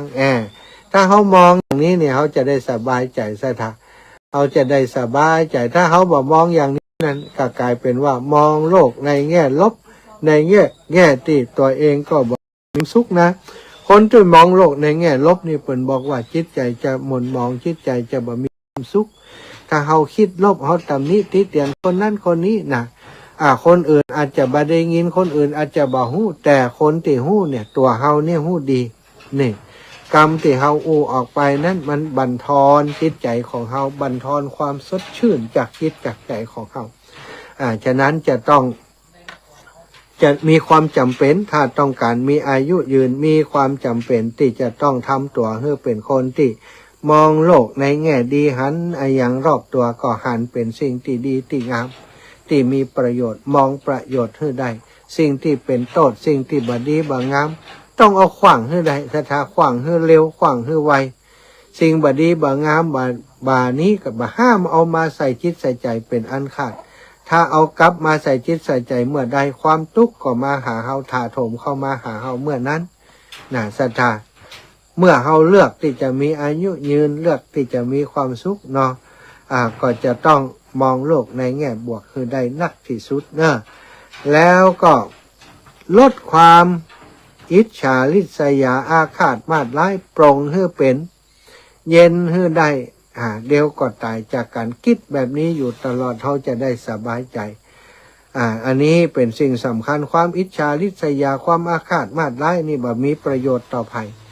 เอาอาฆาตมาดร้ายต่อคนอื่นนะศรัทธาญาติโยมบางทีอย่างที่บอกคนอื่นอาจจะบอกหู้เลยสักเรื่องสักราวคนอื่นอาจจะฮักเฮาชอบเฮาโดยซ้ำไปแต่เฮานี่อาฆาตมาดร้ายรังเกียจชิงชังต่อเขาผลสุดท้ายตัวของเฮาก็มีแต่ความหม่นความหมองความบ่มีความสุขในจิตในใจในตนในตัวของเฮาเลยฉะนั้นถ้าเฮาปรารถนาความสุขศรัทธาต้องลด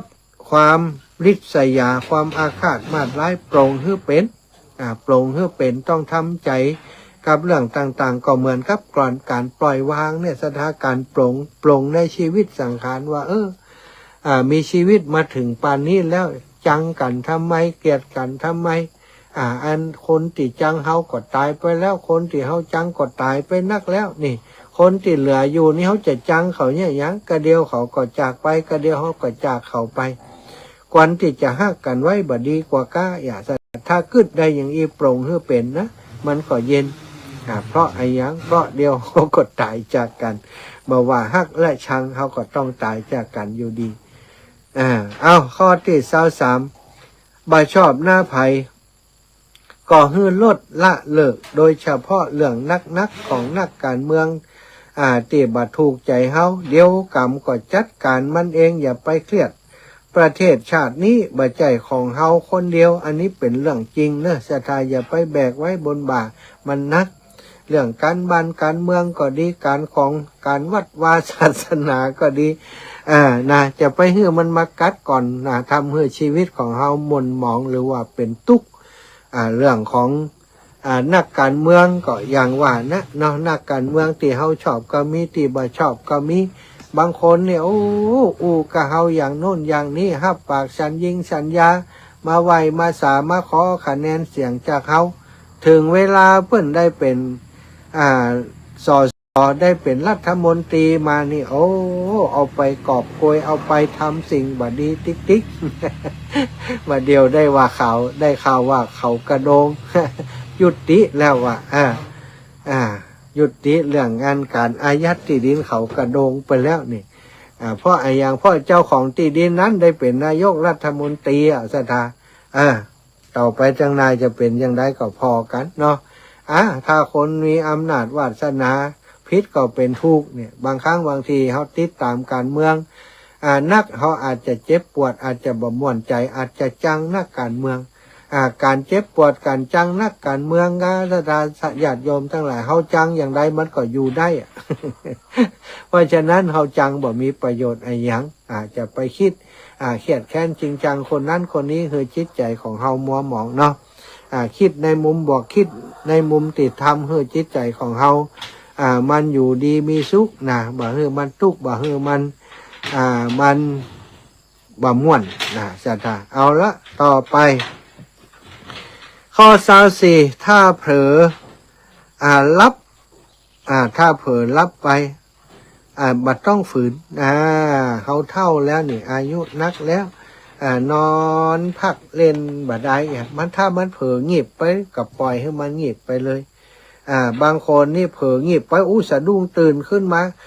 ฝั่งมาย่านู่นย่านี่สถานร่างกายของคนเฮาบางครั้งบางทีอายุนักขึ้นมาเนี่ยถ้ามันรับใดคือมันรับเตอะบางแต่มันอยากพักผ่อนแต่เฮาฝืนมันฝืนลุกลี้ลุกลนมาลุกลี้ลุกลนมาทำการทำงานบางคนร่างกายมันอ่อนเพลียพอมาทำงานก็เกิดอุบัติเหตุจากการทำงานได้เพราะฉะนั้นอย่าไปฝืนถ้าเขา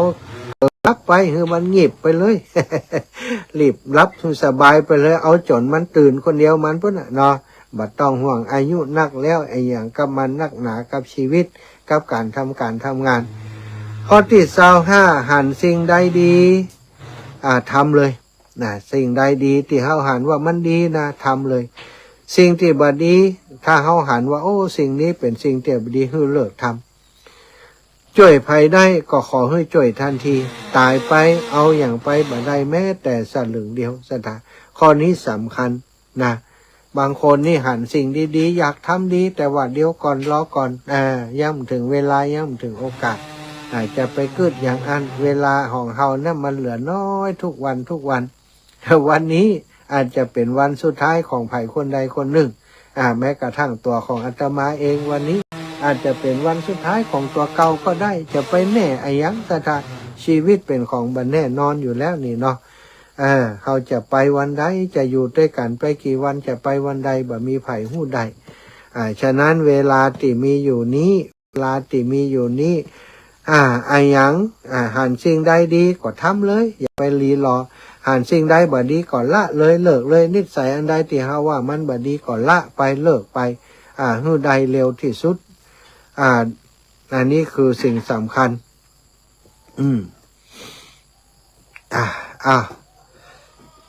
ตายไปเอาอย่างไปบ่ได้แม้แต่สลึงเดียวเนาะช่วยภัยได้ก็ช่วยไปเลยข้อที่26คืออยู่กลางคนดีคนที่มีจิตใจสาธารณะจะมองโลกสวยงามมากขึ้นคนดีอยู่ที่ไหนโลกก็สวยงามศรัทธาเพราะฉะนั้น อยู่ท่ามกลางคนดีเข้าไว้เนาะเขาอยู่กับคนดีมีคนดีเป็นเพื่อนมีคนดีเป็นมิตรนะก็จะมีความสุขแต่ว่าถ้าหากเขามาอยู่ในท่ามกลางคนดีนะศรัทธาญาติโยมมาอยู่ในท่ามกลางคนดีบ่มีคนดีเป็นมิตร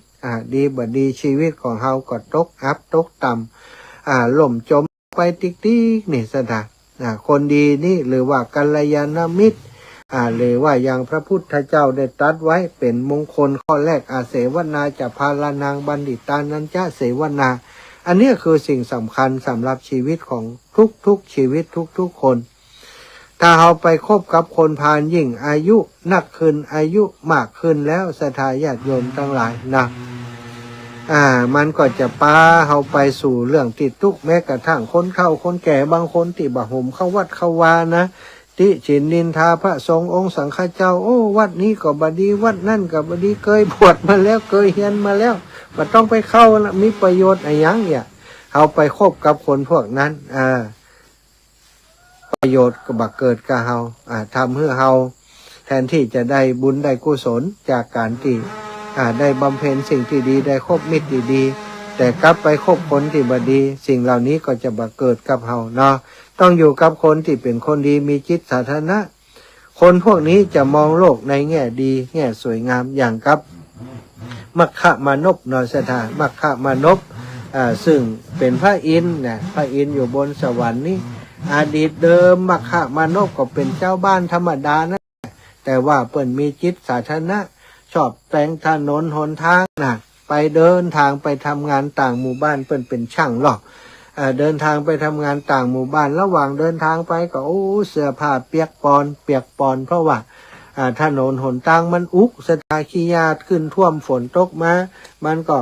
น้ำค้างก็ค้างบนยอดหญ้าเดินไปก็เปียเสื้อผ้าแกก็เอามีดไปตัวเพี้ยวนะสถาไปถ้าไปก็ไปเจ้าเพี้ยวไปถึงไหนถึงหั่นนะแล้วก็ไปทำงานขากลับมาก็เพี้ยวกลับมาเป็นหนทางตีโล่งตีเตียนถ้าใดที่เป็นหลุมเป็นบ่อแกเอาขบกไปตัวนี่ขุดดินมาถมเพื่อมันหลับเพื่อมันเรียบเดินสะดวกนะมัคคะมานพทำไปทำมามีคนหันสถามีคนหันเปิ่นอย่างอันที่แหลกก่อนนิทานโอ้ยยังมาเจ็ดตังเขาคนเดียวหรอเขาเจ็ดเดียวคนเดียวหรอคนนี้เปิ่นมีจิตสาธารณะเปิ่นก็เป็นอย่างไปหันนะยังแคว้นไปหันเขาจะได้เตียวสบายไปคนที่ว่าฮื้อนะสถาหารเปิ่นบ่อยเข้าถ้าตัวเองได้รับความสะดวกก็เดินสบายแต่บอกก่อนนี้ใช้เวลาเป็นชั่วโมงก็จะไปถึงหมู่บ้านปุ้นแต่บัดเดียวนี้ใช้เวลาบัดถึง30 นาทีไปถึงแล้วเพราะทางมันสะดวกมันขี้หญ้าขี้โคบ่มีขวักบ่มีน้ำหนทางก็ราบเรียบเสมอเดินสบายตีนพอหนทางดีแล้วแกก็เดินมาระหว่างทางไปถึงใต้ต้นไม้ต้นไม้ต้นนี้ล่มลื่นดิโลปื้นต้นไม้นี่ถ้าเพี้ยวดีๆก่อนนั่งพักผ่อนหย่อนใจนี่สบายนี่เองแกก็ไปหันต้นไม้นั้นแกก็ไปเพี้ยวซะนะไปเพี้ยวใต้ต้นไม้ไปเพี้ยวมาเอาขอนไม้มาปกมาตั้งไว้อิดก็นั่งพักปื้นขอนหั่นคนตั้งหลายหันเดินผ่านมาอิดเหนื่อยก็นั่งมาแวะมาพักที่หั่นแกเดินทางมาหาแกจะพักบ่ได้พักสักกะเปิ้นไปพักเห็นแล้วว่ะแกดีใจสถาถ้าเป็นคนอื่นก็บัดตำห่อ บ้าขนังนี่เขาเพี้ยวไว้จะดีมเป็นนั่งของเขาเห็นน่ะตัวย่ำเพี้ยวคนเดียวแล้วเขาเพี้ยวไหนถ้าเป็นคนใจบดีเนาะแต่คนนี้ดีใจว่าสาธุนี่บุญของเขาบุญของเขาที่เขาเพี้ยวเขาพัดนี่เป็นประโยชน์ก็เขารู้นี่คิดอย่างนี้จิตสาธารณะคิดแบบนี้ก็ไปเพี้ยวปื้นก็ไม่แหมไม่ซะนะเพี้ยวตะใดเขาก็ไปนั่งพักเต็มไปหมดดีใจแหมว่าเพี้ยวไปแถวนั้นเป็นที่เวลาเปิดเดินทางมาถึงที่หั่นก็พักผ่อนกันแกก็มาคิดว่าคนเดินทางบางคนแบบมีน้ำมาดื่มอย่างต่างๆก็เอาหม้อน้ำเอาโอ่งน้ำมาตั้งไว้เดินทางมาเอาน้ำมาใส่ไว้ถังหนึ่งเดินกลับมาก็น้ำมาใส่ไว้ถังหนึ่งเป็นอย่างนั้นอยู่ทุกวัน ทำให้บ่อน้ำติแกตั้งไว้ถึงทุกจุดในพื้นที่ติแกเพี้ยวพัดเนี่ยมีคนมาตักไปกินก็ดีใจเมาะมีคนกินน้ำนะแกก็ดีใจวันผูกก่อน้ำมาเติมหม้อทุกหม้อติแกมีอยู่นั่นถ้ามันลดลงไปแกเอามาเติมมาทำความสะอาดเอามาเติมคนที่ผ่านไปผ่านมาก็ได้กินน้ำดื่มน้ำจากติแกพักไว้ได้พักในติแกแปลงไว้โอ้แกก็ทำทุกวันก็เอาไปเอามามีเปื้อนมีคนหันตัวนี่มาช่วยกันทำตัว30 กว่าคนว่ะ30 กว่าคนมาช่วยกันทำจะเป็นเจ้าบ้านที่อยู่ในหมู่บ้านเดียวกับมัคคะมานพนี่แหละมาช่วยกันสร้างมาช่วยกันทำแกหันคนนักขึ้นมาช่วยทำนักขึ้นก็เลยจวนกันแปลงศาลาซะนะแปลงศาลาเป็นที่พักโอ้คนเวลาเปิ่นเดินทางมาบ่มีที่พักมาหันศาลาหันเปิ่นก็มาพักหันมีห้องน้ำห้องท่ามีที่พักของคนที่เปิ่นเป็นเศรษฐีเวลาเปิ่นเดินทางมาอีเนาะคนที่มีระดับน้อยก็พักแบบนี้คนทั่วไปก็พักแบบนี้คนป่วยไข้ก็พักตรงนี้สร้างเป็นอย่างซะนะดูจิตสาธารณะมันดีอย่างนี้นะจนสุดท้ายซะนะแกตายจากโลกมนุษย์นี่ไปเป็นพระอินทร์อยู่บนสวรรค์พุ่นนะซะนะถ้าใครรู้เรื่องนี้ก็ไปถามเพิ่นนะถามพระอินทร์ดูถ้าปุ่นถ้าจะถามเพิ่นก็รอก่อนอายุป่น90ไปก่อนเนอะถ้าไปจากโลกมนุษย์เราไปถามพระอินทร์พอเถอะนะว่าแต่กำแต่อีนะได้ยินอาจารย์สมชาติเพิ่นเล่าในรายการวิทยุนะถามพระอินทร์แต่กาพระอินทร์ พระอินทร์ก็จะบอกเนาะข้อ27หาหมอครอบครัวอย่าเชื่อหมอที่โรงพยาบาลมากนักข้อนี้หมายความว่าหมอครอบครัวก็คือการดูแลสุขภาพของตัวเองแบบครอบครัวจากอาหารการกินต่างๆสถากินข้าวกินปลากินอาหารอย่างต่างๆอยู่กับครอบครัวอยู่กับคนในครอบครัวมีชีวิตอยู่กับครอบครัวกินอาหารที่เป็นประโยชน์อันนี้เรียกว่าหมอครอบครัวอย่าเชื่อยาสารเคมีมากนักซึ่งสารเคมีกับยาต่างๆนั้นมันจะเป็นอันตรายต่อสุขภาพของเราอย่างที่ว่ามาแล้วหมอครอบครัวก็คือการดูแลตัวเองนั่นเองนะจะไปอย่างก็โล่นไปหากโรงพยาบาลบางครั้งเจ็บเป็นเย็นอุ่นบางอย่างนี่ยาสมุนไพรก็ได้ดูแลบริหารร่างกายก็หายนะไม่จำเป็นจะต้องพึ่งยาพึ่งหมออย่างเดียวแต่ว่าถ้ามันนักหนามันเกินที่เขาจะดูแลเยียวยาตัวเองได้ก็แน่นอนไปโรงพยาบาลดีที่สุดนะครับนะข้อที่28อย่าบังคับตัวเองมากเกินไปทำสิ่งที่สบายใจก่อนดีกว่ากึดอย่างทำอย่างกำลังวังชาเฮาบ่เหมือนเก่าบ่เหมือนก่อนเนี่ยอย่างก็จะไปเอาทันทีทันใดเอาบัดเดียวนี้นะก็ต้องก่อยเป็นก่อยไปเหมือนกันเนาะอย่าบังคับตัวเองมากเกินไปทำสิ่งที่สบายใจก่อนดีกว่าอันใดสบายใจอันใดพอทำได้ก็ทำสิ่งนั้นไปก่อนนะอย่าไปเพิ่งหักโหมบังคับตัวเองเกินไปสุดท้ายสุขภาพก็จะสูญเสียไปข้อ29แก่แล้วบ่ต้องโลภนักเนอะจะ อย่างที่ว่าข้อที่พันมัดถ่ายแล้วเอาอย่างไปโดยบ่ได้พอใจในสิ่งที่มีนะแล้วก็หู้จักแบ่งปันก็พอละบางคนนี่แก่แล้วยังขี้หลบตัณหาอยู่จะเอานุ่นจะเอานี่บักกึดเนาะว่าก็เดียวเขากับว่าอยู่แล้วจะเอาไว้เนี่ยมันยังนะต้องโปร่งต้องวางต้องมองหาคนที่จะสืบทอดสืบต่อจากเฮาสืบต่อสืบทอดจากเฮาจะไปคิดว่าเฮาจะเอาสิ่งนั้นสิ่งนี้มาครอบครองเวลาตายไปแล้วนะศรัทธาสิ่งที่เฮาครอบครองอยู่ไม่ใช่เป็นของเฮาสักอย่าง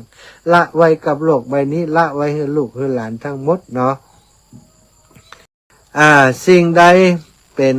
ประโยชน์ต่อผู้อื่นถ้าทำได้ก็ทำทันทีมองสิ่งรอบข้างให้มีความสุขจิตใจต้องเบิกบานข้อ32มีเมตตาช่วยเหลือเกื้อกูลคนหรือสัตว์ใดๆก็ให้ทำทันทีข้อ33มีอย่างที่เกิดขึ้น ยอมรับในสิ่งที่เกิดขึ้นว่ามันเป็นเช่นนั้นเองนะทุกอย่างที่เกิดขึ้นมันเป็นเช่นนั้นเองศรัทธาไอ้ยังที่เกิดขึ้นข่าวสารต่างๆที่ได้ยินได้ฟังมันเป็นเช่นนั้นเองแล้วเขาก็จะสบายใจข้อ34พยายามช่วยตัวเองให้ได้มากที่สุดบ่ทำตัวเป็นภาระแก่ผู้อื่นข้อที่35ยอมรับความจริงว่าเมื่อมีสิ่งใดเกิดขึ้นมันจะอยู่บ่นาน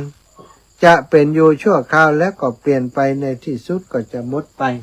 ดับไปเป็นธรรมดานะศรัทธาใครก็ตามประพฤติสิ่งเหล่านี้ได้นะตามที่ว่ามา35ข้อนี้รับรองแน่นอนว่าอายุยืนจาก60 ปีไปถ้าปฏิบัติตัวอายุยืนแน่นอนเนอะศรัทธาแต่ว่าอายุยืนแบบนี้นี่อายุยืนแบบที่สุขภาพร่างกายสมบูรณ์แบบเป็นภาระไผถ้าอายุยืนและนอนติดเตียงแล้วก็ต้องยืนมันเนาะ เอาละศรัทธา16:44 นาทีตอนนี้จะปันเวลาให้ศรัทธาเท่าแก่อีป่อยอีแม่ได้โทรเข้ามาอู้มาจากันก่อนเนอะ0808844173 0808844173โทรมากันได้แล้วโทรมากันได้เลยนะ0808844173เนอะก็หลายคนหลายท่านฟังจากตังลำปางก็มีเนาะฟังจากตังเชียงใหม่ฟังจากตังเชียงไฮ้ฟังจากหลายที่หลายแห่งนะศรัทธาญาติโยมก็โทรมาเพื่อกำลังคิดกำลังใจกันได้เนาะแม่ย่าโทรมาเห็นแล้วเจริญปอนแม่ย่าแม่ขอรอบสองนั่นเลยเอาเลยรอบ3บ่ขอรอบสองเนาะที่ว่าอู้นี่นะที่ว่ามันจะกับตัวเนาะเดี๋ยวอีแม่มันมีกับหัวเขาถึงวันนี้แม่ว่าลูกที่ลูกเคยไปให้แม่ได้เจ็บอย่างว่ายังมันทำหายอย่างที่เก่าขอให้แม่ได้เดินไปว่าไม่ให้แม่ได้ใจไม่เต้าเลยลูกว่าหลานว่าให้แม่ว่าจะอย่าย้ายเป็นสีบ้ากันนั่นกลุ่มคนเดียวมันได้ยินตัวรู้ว่านิ่มเดียวนี่มาเคยแม่นิ่มเดียวนี่นะเขาอย่างนี้มันจะสบายใจนะเนาะมันจะสบายใจนะในการนะอ๋อให้แม่หายอย่างที่เก่าให้แม่เดินไปว่าได้ใจไม่เต่าอีกจ้าขอบคุณใจพี่บ้าเป็นคนดีเนอะจัตุเจ้าแม่พวงทองมาหาวงมาก่อนนี่วันที่28นี่มาเนอะบอกข้างนะเจ้าก็ยังมาพูดเนาะกับหลังตันจนกันเนอะครูบาอาจารย์มาหลายรูปหลายองค์อีแม่ตั้งเมืองน่านก็มาตั้งถ้าจะมาหมดท่านพระครูอภิวัตรก็ฮับปากละเจ้าทำนี้เหตุการณ์อย่างถ้าวันตั้งบ้านนี่มาหาสักเตือเถอะอยากให้อีแม่เขามาก็เจอหาขนาดนักว่าได้ไปหันกันเต้นนะเจ้านั่นน่ะกะมาหากันชิมเตอร์ถ้าอันอย่างไหนก็จะบอกปีน้องเขาแม่ลันเขาเนอะบอกว่าอันตันอาจารย์เป็นใครให้ไปขนาดไหนกะใครให้ไปแต่นั้นก็เจอหาอยากให้มาหันเจ้ายังไม่หันเหมือนกันเจ้ามีเยอะแยะสาธุเจ้าแม่สาธุเจ้าแม่น้องมันมีอันอย่างก็บันไดเตียนให้หน่อยมันมีบานพับก่อนมีบันไดให้หน่อยทิศทางไกลอย่างหูสายตาญาติโยมแล้วเวลาอีกแห่งประมาณสัก5-6 นาทีเนอะแม่ประพินหน่อแก้วอีแม่วันที่28นี่มาเด้อไปสาเจ้ามาก็28เนี่ยบอกว่าได้โทรเมินเนี่ยมาก่อนนั่นไม่เต้าจ้ะนี่นะอีปอลูกปอนี่เป็นอย่างนั้นสบายปอแข็งแรงไหลปอไปตรงอยู่กัน ไปตรงอยู่กะลึกกะไปตรงไปนาอยู่อ่ะ มาเดือดส่งมาไปตัดหญ้าแต่ละเข้าบ้านมันนี่ อินดูอ่ะอีแม่ก็ขำไปล่ำไปอ่ะฮะ ตามอยู่ตลอดนะ ยาว ทุกคนทุกองค์น่ะแต่ไม่ได้โทร สัตว์ตู้เจ้าแม่ อีกอ่ะจะได้กะจะไปช่วยแม่บ่ขี่แล้วเนาะ อ๋อเจ้าดีกะ ถ้าหมูนั่นเป็นตักกองเพื่อเนาะเป็นเอาขึ้นเอาลงน่ะ โอ้สบายมากแม่บ่ขี่ดูแลได้อยู่แล้วเจ้าดีใจเอิญบอกแม่บ่ขี่สัตว์ตู้เจ้าอยู่แม่ เจ้า พี่น้องจากบ้านจุดเนอะลำปางมาหลายสายลูกนี่วันนี้เนาะแม่น้องบ้านจุดอนุโมทนาบุญขอบคุณท่านอาจารย์ครูบาเจ้า40,000ได้ห่วมบุญหอมบุญมาตัวนี้300 บาทแม่อยากแก้วโทษนาบุตรทำมาจะไปตัวขำบ้านบนน่ะ วันเช้าแฟนกันจะไปตัวหา มาเนี่ยไปตัวขำบ้านแน่เลยอ่ะ ไปแน่ไปแน่ วันที่28นี่มันได้ฟ้อนยาได้ละเดี๋ยวติดต่อกองยาวให้แม่ยาเรียบร้อยแล้วเอาหม่อนเต็มที่เลยเนอะชื่อยาแกเจ็บเอวให้พร้อมแม่ยาแก้วโทษนาบุตรพี่น้องป้ามาหลายๆนะบอกอาจารย์แอดด้วยนะอีน้องจำเนียนจะไปตัวยานะ แหละบอกอาจารย์แอดตัวอาจารย์แอดต้องมาอันอย่างก็อันอาลัธนากันมาซีน่ะจัดตู้อาจารย์ตู้สุดยอดอาจารย์แอดเขาจัดตู้เจ้าแม่ไม่อยากแก้วโทษนาบุตรนาศรัทธาญาติโยมขอบคุณทุกคนทุกท่านเนอะแม่จันทร์ศรีสุขาแจงหัวลิ้นว่ายังได้ แม่มาได้โทรหาโทรศัพท์มันมีปัญหาเน็ตมันล่ม เน็ตมันล่มบัดได้โทรหาแม่จันทร์ศรีสุขาขอบคุณอนุโมทนาบุญกับทุกคนทุกท่านที่โทรมาเป็นกำลังใจเนอะโทรมามาจ้ามาเป็นกำลังใจรับฟังอยู่ตั้งบ้านทุกคนทุกท่านวันที่28ที่จะถึงนี้เป็นยกสุดท้ายของเวทสันดรชาดกเตศมหาชาติ3 ยกที่วัดบรรพตสถิตได้จัดขึ้นเนาะศรัทธาญาติโยมได้จัดขึ้นเป็นปีแรกเป็นครั้งแรกที่วัดบรรพตสถิตของเฮาที่นี่จะมีการเทศอยู่5 ผูกด้วยกันเนอะผูกสำคัญถึงนั้นนะตั้งแต่การมัดซีไปแล้วการมัดซีนี่คนเทศนะองค์เทศก็คือท่านอาจารย์พระครูปริยัติพระครูปริยัติธรรมาวุฒิวัดหนองยาวตำบลเวียงอำเภอเวียงป่าเป้าจังหวัดเชียงรายจะเป็นองค์เทศแล้วก็การที่10ซึ่งเป็นการที่2ในวันที่28นี้ท่านพระครูโสพลพัฒนวิกรมซึ่งเป็นโตนที่เทศเป็นประจำสักกบันท่านอาจารย์เปิ้นอยู่วัดบันตุ้งตำบลแจ้ซ้อนอำเภอเมืองปานจังหวัดลำปางเปิ้นเป็นรองเจ้าคณะอำเภอเมืองปานตัวนะกันที่10กันที่11กันมหาราชอันนี้ก็เป็นเจ้าประจำที่เทศที่วิทยาลัยสงฆ์นครลำปางพระครูวาปีธรรมเกษมวัดหนองร่องตำบลบ้านเป้าอำเภอเมืองจังหวัดลำปางเป็นองค์แสดงศรัทธาแล้วกันที่12ชักกติโดยหลวงพ่อท่านพระครูวินิตวรการวัดดงนั่งคีรีใจตำบลวิเชษนครอำเภอแจ้ห่มจังหวัดลำปาง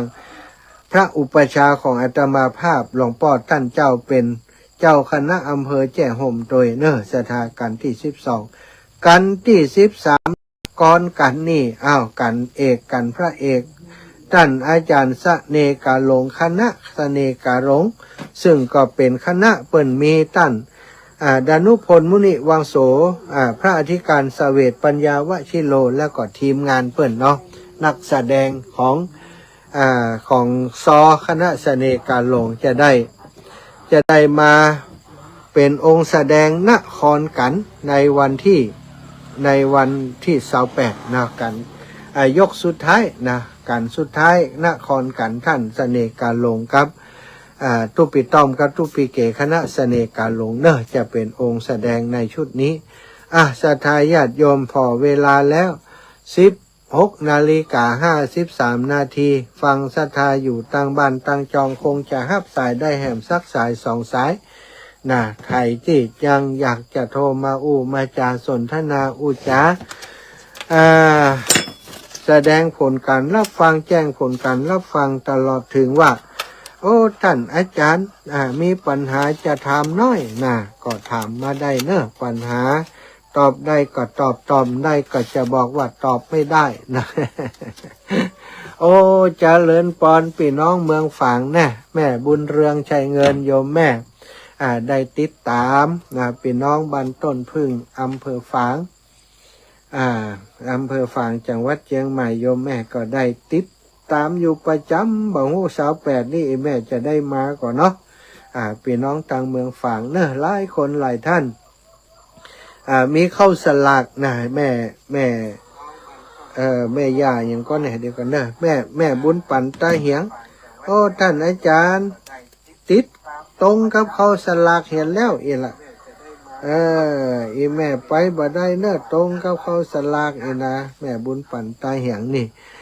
ขอบคุณแม่ศิรินทิพย์บุญเลิศกราบไหว้สาเจ้าสาธุโยมน้องชิดชบาหรือว่าโยมน้องพรนี้ก็จะมาเนอะโยมน้องชิดชบาจะเอาลงทานมาโดยขอบคุณเด้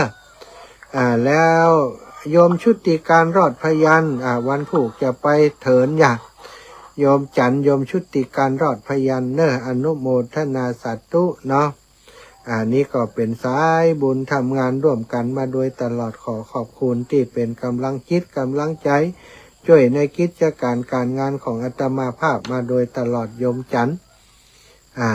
มีงานที่วัดบรรพตสถิตก็อาศัยเปิ้นศรัทธาถ้าแบบมีหมู่ศรัทธาเปิ้นไปช่วยก็ลำบากเหมือนกันนะอาตมาภาพและครูบาอาจารย์อยู่กันบักกี่รูปเนาะก็ลำพัง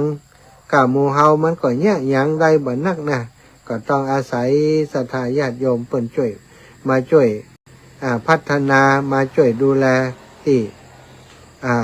วัดบรรพตสถิตของเฮาตัวเนาะเอาละศรัทธาญาติโยมอาตมาภาพก็ได้เข้ารายการมาเป็นเวลาพอสมควรแก่เวลาก็จักขอนำรายการนี้จากลาศรัทธาไปด้วยเวลาเพียงเต่านี้เต่าอีก่อนแลขอความสุขความสัสดีจงมีแก่ศรัทธาสาธุชนทุกคนทุกท่านจัตตารโอธรรมาวะทันติอายุวันโนสุขังภะลัง